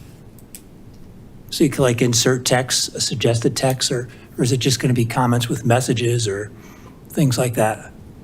I was thinking comments with messages without changing the actual text, because we don't want to edit their document. They'll edit their document. Okay. I mean, when we do it in Bluebeam, but it like you add like a little, you have a couple, like you can add a text box, or you can have like a little Right, that's what I was arrow with thinking. That would be text box nice, and yeah. that kind of stuff. Yeah. And then it knows what page you're putting that on and who the author is, and it like Yeah. puts it That would puts it be in great, a yeah, table for yeah. you. Or if this was in a Google Doc even, I know some of you might not, but a Google Doc would do this easily. I don't think you want to do something where you like track changes. I think you want like a PDF with comments. Well, I mean, you just do comments. You don't have to necessarily track the changes, but you could see everyone's comments and where they are. And so I'll live with whatever we decide. So That's true. Whatever's easiest for you guys, you'll have to deal with all the comments. You're the people who have to cope with the comments. Well, part of it is like, you know, we use Bluebeam and you can highlight and then add a comment, but like you all don't necessarily have Adobe or Bluebeam or InDesign or what, you know, like I don't expect that you have all of that. I don't have that on my home computer. Oh, yeah, if we have I that, have yeah, like yeah. the cheaper version of PDF that doesn't cost anything. So Yeah, same here. like adding comments to a PDF is a challenge on my home computer. So I don't want to assume that you all have the ability to make comments in a particular format, which is why I'm like putting a Word document out with like chapter 1, chapter 2, and then, you know, your name and then your comments.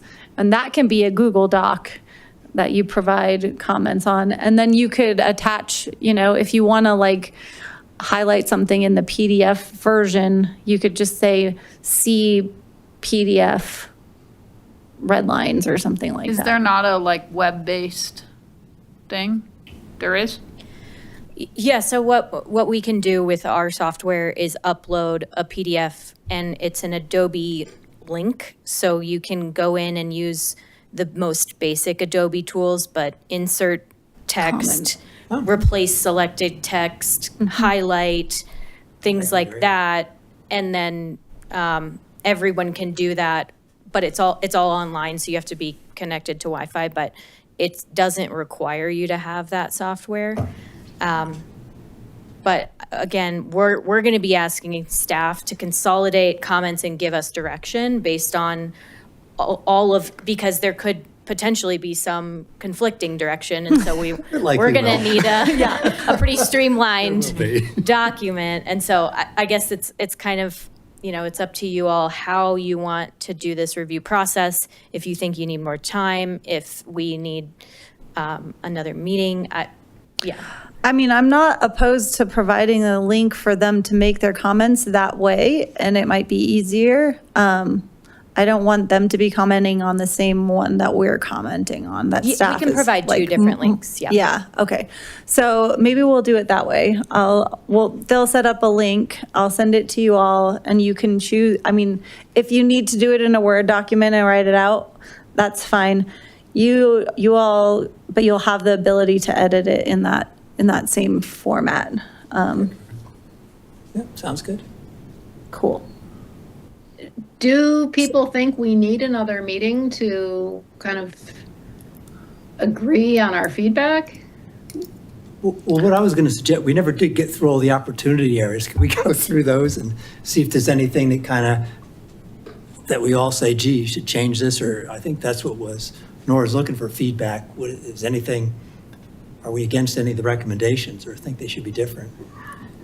I mean, I'm trying to, I haven't been very good at summarizing this, but the two that I'm distinctly remembering are one that I would like to try and provide something in the way of guidance about the actual sizes of the developments. And you would like to provide I would like something that too, and then I take it one step further. If it's, You'd like to be able to say that this is a good opportunity area for affordable housing, right? or any of the housing. Or senior housing. We've got goals for housing. What are the best opportunity areas to meet those goals? Because I think there are some opportunities that are better than others. And that's really what I think, where I think Steve was going with. We should prioritize these areas. For which ones do we think we should really focus them on? I mean, Zaharias has been sitting there for years. If it sits there for more years, it's probably not going to have much of an impact on the town. Development in the marketplace would have an immediate impact on the town. So, do we think the marketplace is a more important location than Zaharias? I mean, is there actually a way of ranking them that makes sense? I don't think you want to rank them as part of the comprehensive plan. Because we don't know what the developers are going to be looking for. They're all equally important to the town. What's important is that the land uses make sense for the location of each parcel. Okay. Well, I guess what I was thinking, so for this one, for housing, this could perhaps be middle, senior, or even affordable. And just kind of list that. And I guess the question on housing, which I raised at the council meeting, is when we say housing, do we need rental or do we mean for sale? Or, I don't know, it seems like we should distinguish if we have a preference. I'm kind of like David, when I saw all these rental units there, it didn't seem like that was a great use that's consistent with like Sagamore, for instance, I think. So that one didn't, I don't know. I admit, I'd love to see more starter homes that people can Yeah, then build yeah. on. And I Missing think that middle. parcel's a great one for that. Yeah. But again, this doesn't regulate that out. Understand. Yeah. It's just, we think it'd be great. That's all I'm saying. I wonder if the solution is more in the policies where we could, I'll come to the, Well, the other thing, getting back to David's talking about the density. So let's say we figure, I mean, I think medium density makes the most sense there. But then, okay, if it's medium density, if we're 20 to 30 units per acre, then the next step is, okay, what kind of a population increase is that going to lead to? And I thought that would be valuable just to know what's our ultimate population going to be. And that kind of goes into one major thing is water availability.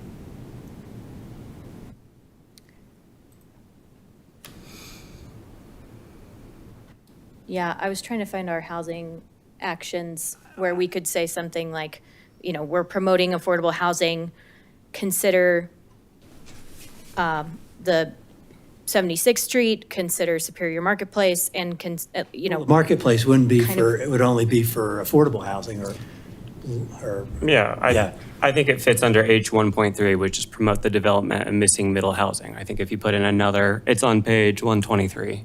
I think if you put another bullet point in to specifically Oh, yeah, that's a attack good way to, yes, it promotes. the opportunities that we know that need this attention, you've solved it under H 1.3. Or that's a good way, kind of referencing the goal, this particular. Well, and that's why I had mentioned position statements. So taking goal this and taking land use this and this opportunity, the commission takes this position on how this, site should be developed. This document just can't do that here because it has to be evergreen.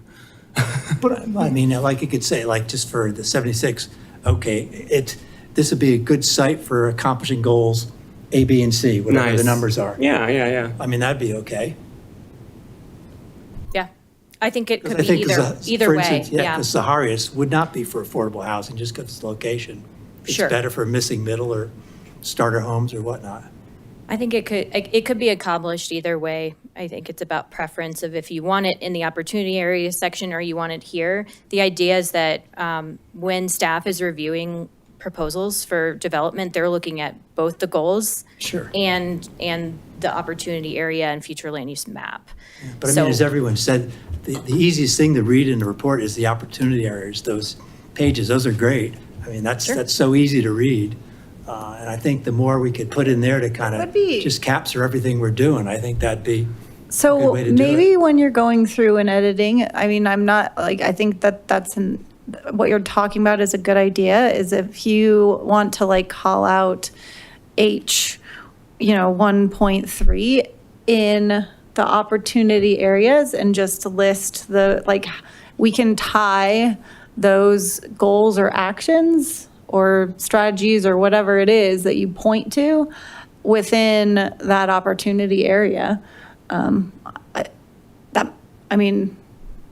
That's actually a great idea, is like to see if we can tie the plan together so that, I mean, that's what we're supposed to be doing, Correct. using the plan to meet goals. So, Yeah. yeah, I think that'd be a yeah. clean way to do it. So if you think that like these land uses and this built form and these housing type, this makes sense to meet such and such goal, then we could call out that goal within this section. And I think if you. And just list it as like S 1.1, and then you can link to S 1.1 and Yeah, yeah.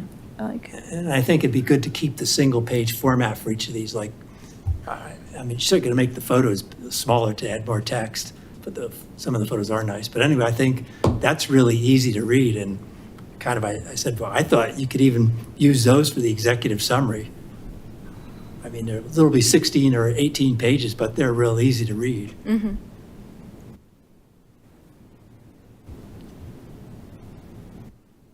Yeah, I think, so maybe what I'm hearing is adding just a section of these opportunity area sections that's basically priority goals for implementation or priority strategies, and just list them and link them.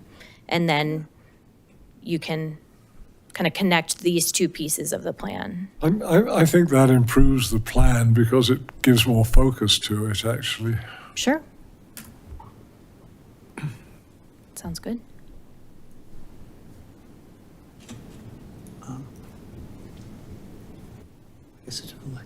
One thing on Town 15, I can't resist. I think you had listed a use of as town facilities, and I really don't think that's just, I don't think that's the best spot for a new town hall or a bigger town hall. I think down where it is now, so I wouldn't really even include that, and even, I wouldn't include the photo of a rec center. I think, I've heard town council say, and I kind of agree, I don't think there's any way Superior's ever gonna afford to build a rec center. I think the idea of town offices was only if a rec center were to happen. If in the future the town needs to expand office space, that would be an opportunity to be a part of that building. I mean, I think that is something the town's actively looking at and needs. I mean, they're all over town right now, and how many buildings? But I don't think, there's no way we can afford a rec center.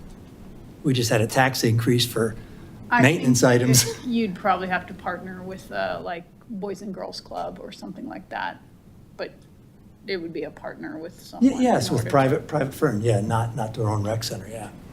So I wouldn't even list that at all on Town 15. I would. You would? I would say we heard Yeah. it pretty loud and clear from the community that it's a priority and we need to show space for it in the comprehensive plan, but It's already there in the existing zoning, isn't it? That's what the current Town 15 allows for town buildings at the moment. it allows for commercial. It's a neighborhood commercial zoning. If the town wanted to build a new town center on it, could it do that? I think that it would fall, I'm not sure if it's an allowed use or if it's a use by special review or something like that. It doesn't, I mean, like, the zoning of it doesn't really matter. What matters is that the uses that are supported by you all and residents and staff and council are these types of uses. And the recreation use is a broad use. It shows a recreation center.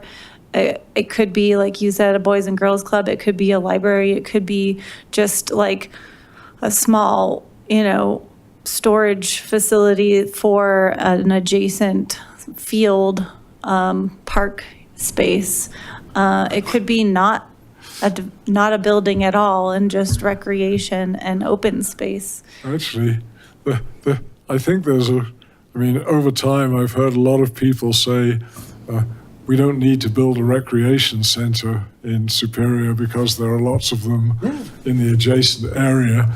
And we've certainly heard a lot of people say we don't need to build residential properties on Town 15. So we've actually, at the moment you have two photographs of things that at various times have been,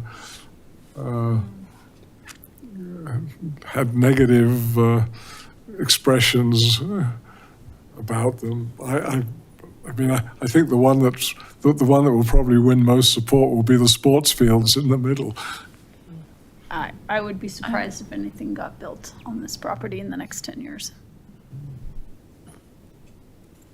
But, it keeps the concept open. So Well, that's and probably the current zoning is commercial, so regardless, nothing in here is really, potentially a use by review or conditional use, but anything proposed would need to come to you anyway. Well, and the town owns it, so nothing's getting built there unless the town says so. I'll just make a comment. That's Carry all. on, yes. Can we flip through some of the others quickly, Nora? I can't remember if I had any others that just struck me that I didn't think it was ever gonna, just didn't make sense. I know the one, Discovery. So that was kind of a change. We've got a recommendation for residential.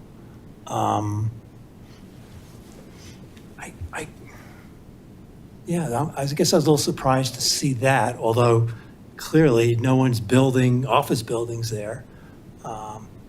It says in the document that it's hard to get commercial vehicles into that spot. But I thought that's mostly They had- office. Isn't They it? had that as part of the background on that specific. I think that was Is- one of the outliers. I think a lot Is of that why, do you know why that's not been, no one's been interested in building more office buildings there? I thought they're office buildings primarily. Yeah, so the approved plan is for more office buildings. And they're just not building offices anymore right now and for the foreseeable future, I would say. And so we were looking at what else makes sense for this site. You don't want to prevent additional office space should it come back. And this would be, the primary site for additional office space should offices be, make a comeback. But what else makes sense for this site other than that? Sure. I know, I think someone said if we opened that for residential, we'd have developers beating down our doors to build them there. And it depends on the type of residential that we recommend. And then, then when we bring it to you, what it looks like and how it interacts with our surrounding land uses, and does it preserve anything for future office space or commercial or something else? Those are all questions that could come with an actual plan for development of the site. And this recommendation would allow for those. And when that was planned as an office site, I don't think blocks 2 and 5 were available as office sites, were they? No, I don't know the history. No, I think that's discovered. I forget when the plat for that was done, but I think it's before the marketplace, isn't it? Huh? Before it was it before the marketplace, or it was Before downtown, maybe. Yeah, I was gonna say for sure before downtown, like 2 and 5 came after Discovery. Oh, yes, 2 and 5 are a long time Well, after this. And I also think like Key Bank has a lot of vacancy. So Yeah. like our current office buildings have a lot of vacancy. Yeah. No, The based on- property owners of the Discovery, the existing office there said that they've had struggles with leasing the spaces. Okay. I think the preference originally was to make it office space, but in the absence of it ever becoming office space, there's there's no obvious reason not to use it for No, residential. I if, agree. I mean, it's just, yeah, I think if we open up the residential, from what I've gathered, it'll be high priority property. It will go that way quickly. I think any of your opportunity areas open to residential, I mean, I think it's happening. Yeah. And so then basically, if we did that there, then the only office, or I should say the most office space is downtown, those two. Yeah, so when when and if we pass, approve this plan with these recommendations, if it says that housing is a possibility, if a developer comes and brings something to you all, you'll be able to look to this to say that, yes, that's an allowed, that's recommended as something by the comprehensive plan, so it's not out of character, but what else are you looking to see with that development? That's when you look to the municipal code and our, rezoning of property, what are they rezoning it to, and does it make sense for the area, and all the other things that you all want to talk about, as it pertains to each of these sites we just want to make sure that the recommendations allow for the developments to occur. And to make sure that the uses make sense for the site and economic, I guess, that they're economically viable also for both the town and those property owners. Okay, all right, I guess, yeah. I mean, I was surprised to see, I didn't know we hadn't really talked about that, but, okay. I think during the two open houses, turning this into residential was quite a popular vote, wasn't it? Mm-hmm.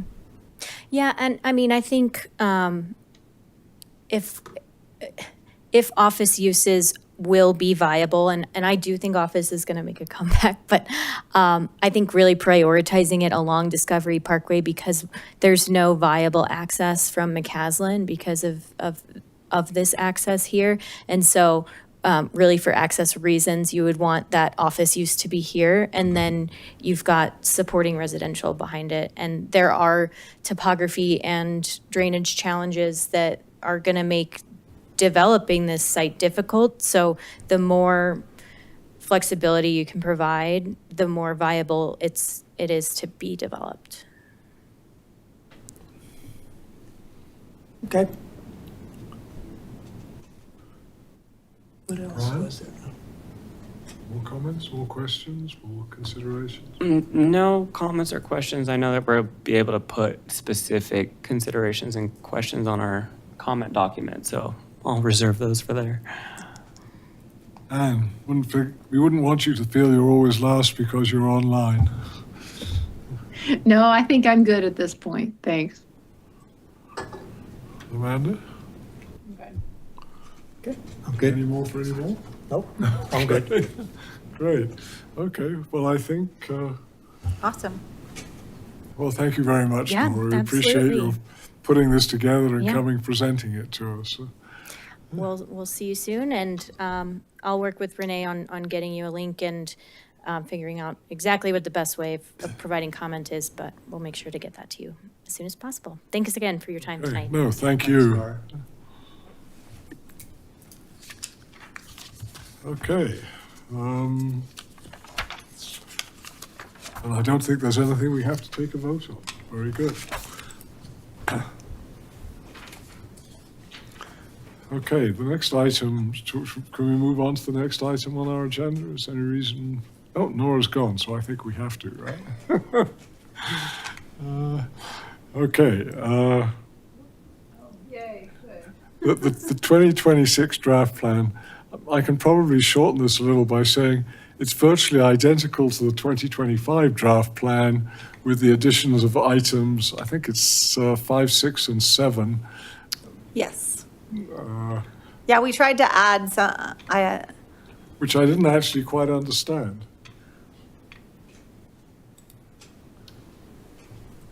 oh, I don't have hold on a second, let me get the thing.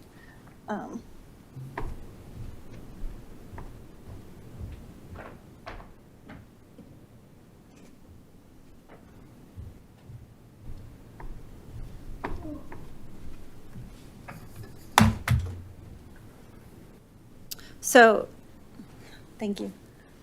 These are, so yeah, adopt the comprehensive plan, obviously, is it's hopefully going to happen in the first quarter of next year. It's hardly a year-long activity. This is a carryover from last year and years prior. These will continue to bring to you and update you on as we can.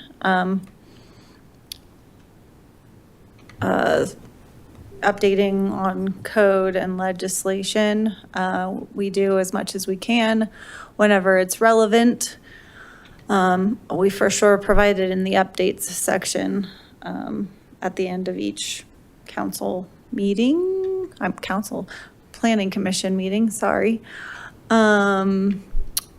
So 5, 6, and 7 are long-range planning projects that we've been awarded grants for next year.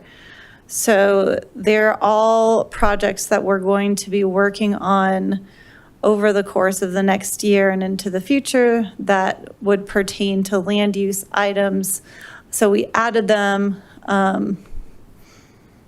mostly to make sure that you're aware of them, and also to see if you want to, how you want to participate in them, and if you want to participate in them. You don't typically participate in land use code updates necessarily, unless they're zoning related. This one is landscaping. We got a grant to update our landscape code next year. It's from the Colorado Water Conservation Board, and it's specifically in order to help with water-wise landscaping, I guess is the best word. So like right now our landscape code doesn't match what our priorities are as a town. So over the course of time, our consultant who does our landscaping reviews, she knows what we're looking for, and so she just provides comments and feedback in accordance to our priorities and what we need to see from a landscaping perspective. But ideally, you have a code that matches those that you provide to interested developers, and then they draft a landscape plan based on that code. So right now we kind of have a mismatch, and our code doesn't necessarily reflect what we want to see in a landscape plan. And since you all review planning development proposals, which include landscape plans, the landscape code is being updated. One of the main goals is so that we can get better landscape plans. We wanted to ensure that, one, you know we're doing it, and two, welcome you to participate in the process as we go through. We're going to hire a consulting team and go through, some public outreach and update the code to more accurately reflect town priorities for landscaping, wildfire purposes, water consumption purposes, all of the above. I think that's a good plan. Yeah. Okay. The second one, number 6, is TDM, Transportation Demand Management Ordinance. We were awarded a grant to draft an ordinance, which is another code that will go in the land use code. And this will look at kind of multimodal opportunities around town. So I think you need to spell that out because no one's going to know what TDM is. yes, you are right. Okay, so I can't type apparently.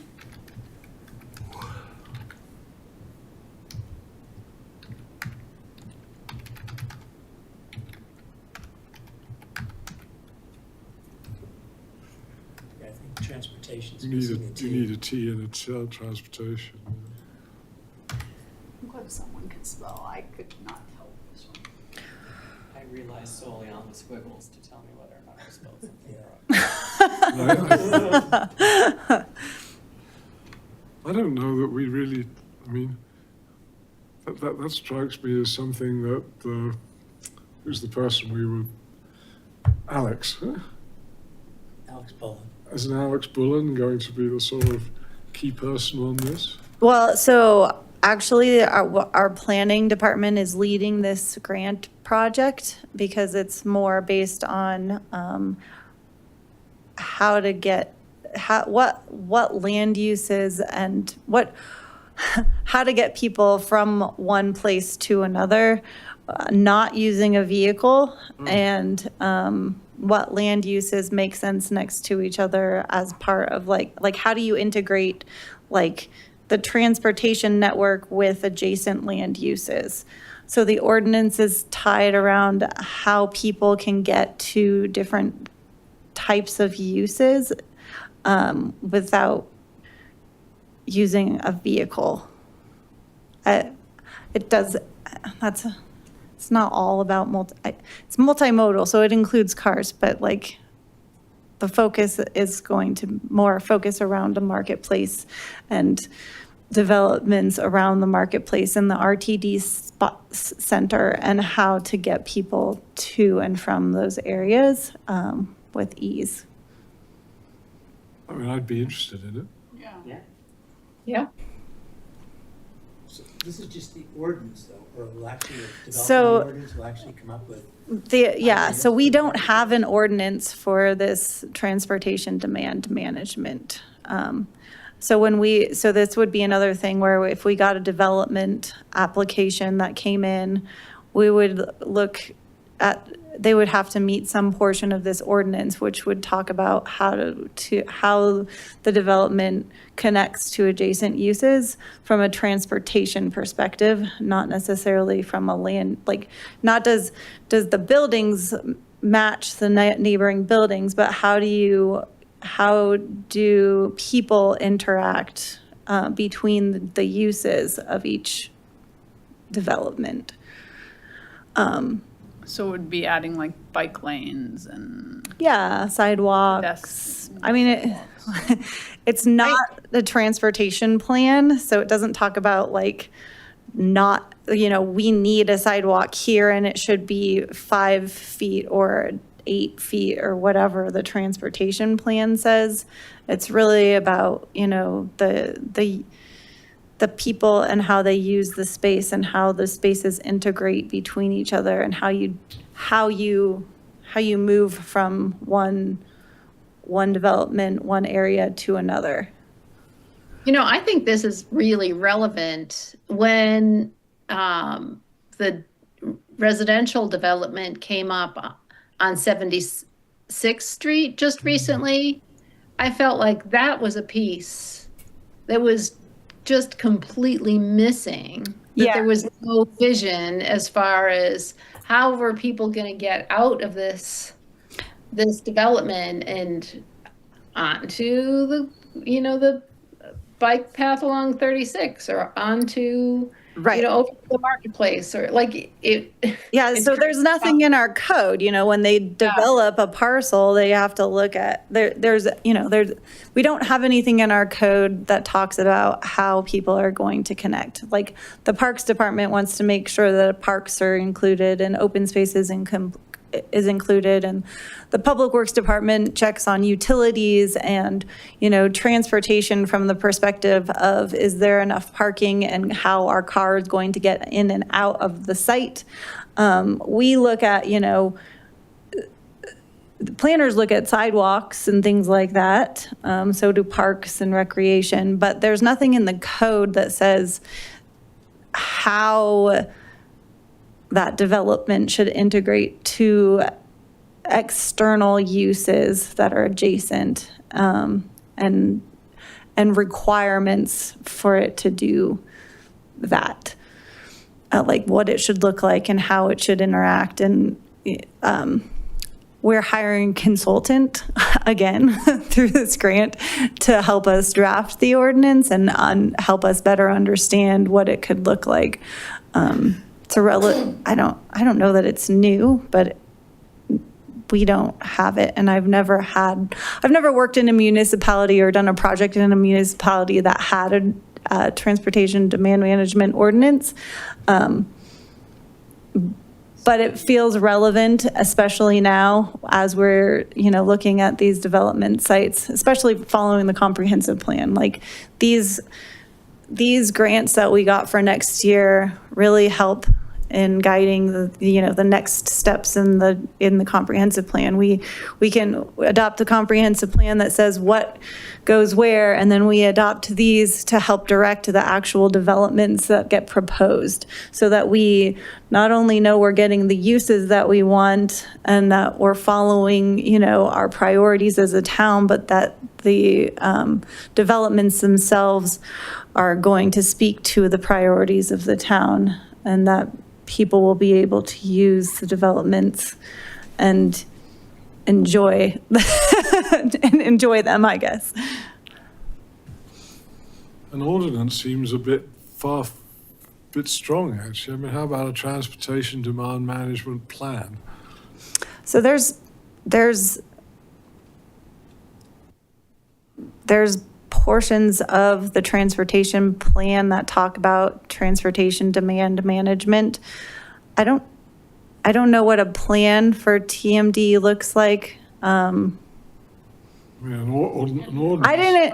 I will be honest with you, I don't know everything about this grant that we received, other than it was awarded and Jeffrey worked on it, and he knows what transportation demand management means from the perspective of the grant that was written to draft the ordinance. I mean, an ordinance suggests you're going to set out rules and expect people Absolutely. to follow them. Yes. The ordinance is a municipal code. So all of these are code updates that we'll be adding to the land use section of the code, so that when developments come in, they have to meet these requirements. So this TMD ordinance will talk about when you develop a parcel, you have to consider these things that are around you, and you have to consider how people are going to access those things. And if you don't have access to them, then you need to provide access. So it creates, a stronger tie for each development to adjacent uses. In that case, I'd say it'd be really good to get it in place before somebody comes back with a plan for 76th Street. Well, we're going to do it next year. And then number 7 is encouraging ADU development in. There's a repeat of words on that. I think you've got. I know. You've got it duplicated. Yeah. I copy and pasted, and then it didn't. Yeah. This is what we called our application in our project. Is building together, encouraging ADU development in Superior. So I think you've got an extra space at the front as well.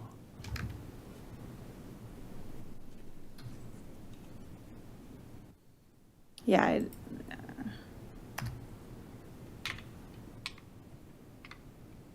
That could be a little more complicated than it sounds, because I've heard comments that some of the ADUs that have been built in original town are being used as short-term rentals. Do you know if that's true?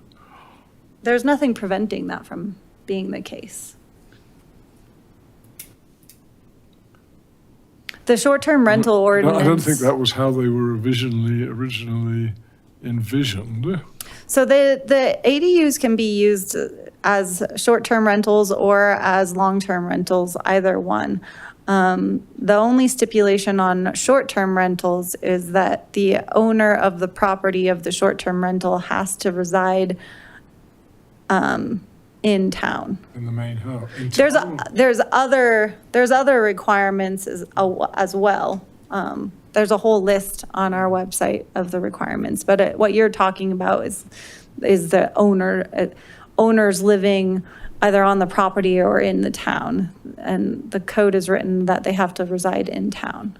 But I think what you're getting at, isn't the purpose that we're even encouraging it is to develop lower cost housing? And if it's being used for short-term rentals, that's just goes exactly against They're not all it. being used as No, short-term no, but I mean, rentals, that's but, kind of, yeah. I mean, and we can't, like, the encouraging of ADUs is to increase the number of units, and ADUs are typically smaller. Right. So they do lots of things. You can rent them for less expensive, for less. You can use them as short-term rental to increase your ability to stay in your home longer. You can move into the ADU and rent out your primary house. It allows for all kinds of different scenarios that people may want or need over time. It's an additional housing type, scattered throughout town over time. So we're not gonna have, like an entire neighborhood of ADUs built all at once. Well, you are getting an entire neighborhood. Original town is being rebuilt as a neighborhood where everybody has an ADU, actually. There are a lot of them, There are a lot. Jump on that bandwagon. but they're not all.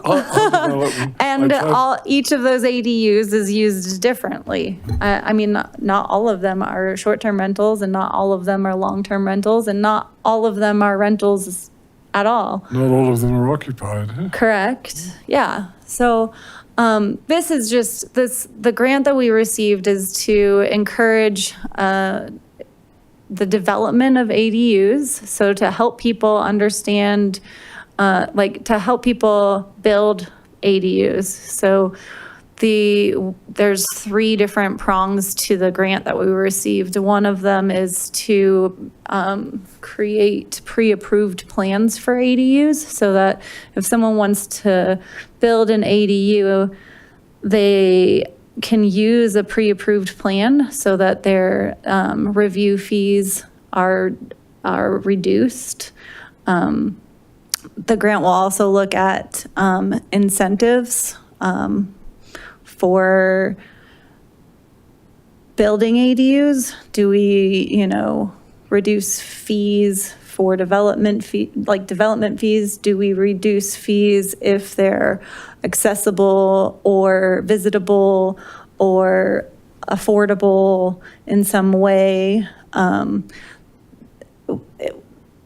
The grant can be we'll look at all of these different options. It's it'll be like a best practices before we make any decisions. But it's kind of an information gathering, and the grant provides funding both for the looking into what makes sense for the town and providing those incentives for a certain amount of time. And then the town can determine what makes sense to, carry on into the future.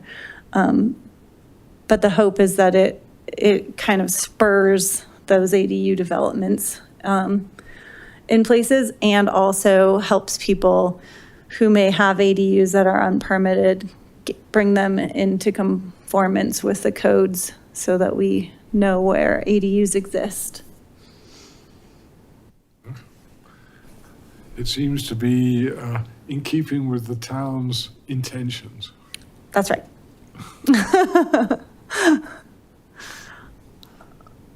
So those are the 3 grants that we have been approved for next year that are planning department led, that you'll likely find interesting and have comments and want to participate in some way, shape, or form.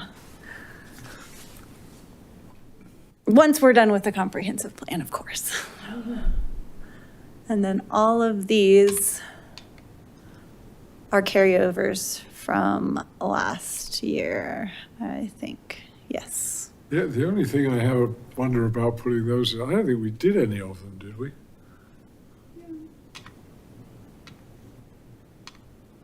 The Marshall Fire, we rezoned some Old Town properties to help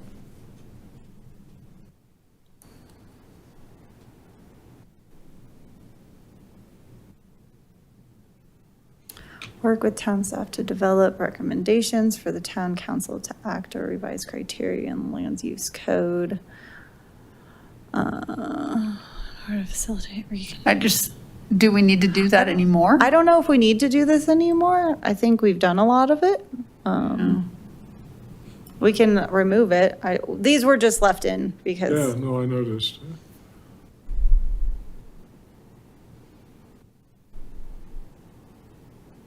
I think we could keep the first bullet on. I don't know if we need the second bullet. I think that makes sense. Yeah. Yeah, I think you delete that. I almost wonder about the explore opportunities. Yeah, bullet, too. I'm not sure Yeah, we're that's- we don't not sure usually we're do- doing very much of Yeah, we that don't usually do either. that detail, do we? I think that one's still You like good. that one? I think we'd I'm try very to. pro Okay, good- we're it's a solar goal. panels. We're Yeah. going to make your subcommittee of one to explore. Well, so we were, like, ACES provide, ACES doesn't provide comments specifically on development proposals, but Oh, I see. when Alexis has the ability to, like, in advance of a public hearing, she'll have them review projects. And if she can't have them review projects, then she reviews projects and provides them with the comments that she provided to a developer. We looked at that guy, we've heard a couple times with his little micro network place. Oh. Right, so I think that, like, it's a. Microgrids. Microgrids. If you all want to keep the priority of sustainable construction, then it makes sense to keep it in the work plan so that you can, Just remind Re- ourselves. remind yourselves that when you're doing a development review, to keep the idea of sustainable, Yeah. like, Yes. sustainability Yeah. in That's mind. fair enough. I don't know, if there's other areas that you want to include, we can add, something other than sustainable construction You electric. know what I'm kind of worried about? One thing I'm worried about is if we, with water, Colorado River water is going to be, I think, cut at some point, just because Lake Mead and Lake Powell are so low. I want to make sure that we don't approve developments, and we might not have enough water without having to cut usage. Perhaps some sort of, I know we've got water conservation plans in the event, or drought management plans, or I think we have that. But, well, yeah, that's future, yeah, but yeah, I mean, I guess if we can't get enough water, I mean, we'll have to stop landscape irrigation. I assume that's the first step in our water drought response plan. But we should be, I think what I was suggesting for the comp plan is keeping track of our population, or what we're recommending, what populations that lead to, and does that actually start to exceed the amount of water we might get in a drought year? And I think we are in danger of that already. So I added the word development here, and then I put including, Water and it would be in conservation. all of these things. So encourage and or incentivize sustainable development and construction, including water conservation, electrification, energy efficiency. How about instead of conservation, call it water resource availability? That's what I'm really worried about. Water resources? Yeah, that we won't have enough water delivered. We have plenty of water rights or paper rights, but in terms of wet water, that's what I'm worried about. You're really worried about water availability. Water rather than availability, water yeah. Resources. Yeah, and Chimney Hollow, if they can fill Chimney Hollow, we'll probably be okay. Well, I don't But if we think can't- we have control over availability. Jim Widener and But Public I'm- Works well, actually, manages it's that, like- but we want to ensure that our projects for development as a planning Oh, commission that's true, take into actually. consideration Yeah. water Yes. resources or water conservation or Yeah. like something like that. Like, Yeah. we're not gonna, we, if Jim says we have water, then we have water. But we should consider how our developments that are being proposed help us conserve the water that we Sure, have. yes, yeah. Right? So I think Yes. that saying water resources or water conservation or something along those lines makes more sense for planning commission. Yes. Yes. I don't, I'm just worried we're going to overextend ourselves and Right. with the way things are going with the river. I lived through 7 years of drought in California, and we all got rock lawns, so I think the people will be fine. The lawns might be done. Well, yeah. Yes, exactly. Yeah, we have a lot of decorative Right. turf. So- Bullet point 5. I think that's important. Yeah, I was gonna That'll say, take care of the bullet future, number yeah. 0.5, and then including water resources be no when more we're decorative looking at turf. developments. It'll be great. Okay. Anne, do you have any comments or questions? I don't think so. Okay. These all look good. Yes. Okay. Mail it in. Saved. Sweet. I saved. Accept changes too, better do that. Yeah, I think you've got track I changes on, so do. better. Review. There we go. Save. Okay. Great.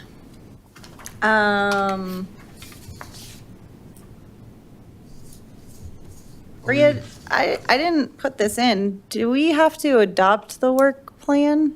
Or do we have to recommend approval of the work plan? I think you all should. Yeah, I do too. And then do I don't think we actually have to vote on it. I think we could just have a voice. And anybody object to it, I guess. Hearing no objections, Yeah, Anne's online, so. yes. All right, so we're gonna, do you want to say? I'll say Do a yes. first and second? Move to approve the work plan. All right, Amanda says first. Who I'll second it. Okay, Mike. Okay, Chairman Harper, Yes. Commissioner Vaughn, Yes. Commissioner Barnes, Yes. Commissioner Mojo, Yes. Commissioner Shanahan. Yes. And I think Steve's gone, so but we still have a quorum, so done, woohoo! 5, close to it. And then the last, oh yeah, go ahead. You're up. I'm yes. Is this because Lonnie is leaving, or we've usually done this? I don't mind doing it tonight, but we've usually done it in January. We could do it in January if you want to wait until after the new I year. mean, do you want? I know, we usually wait. Lonnie is gone, but as long as you're going to be here in January, we can wait till January. And then hopefully we'll have more folks I mean, here. that was really where I was going. I think that makes sense. What if we just nominate the people who are not here? Smart move. I vote for that. All right, so we'll postpone that. I did not create an updates slide because this was a very long meeting. And I just gave you a lot of updates about grants that we have coming next year, and the timeline for the comprehensive plan. Our next meeting is scheduled for January 20th.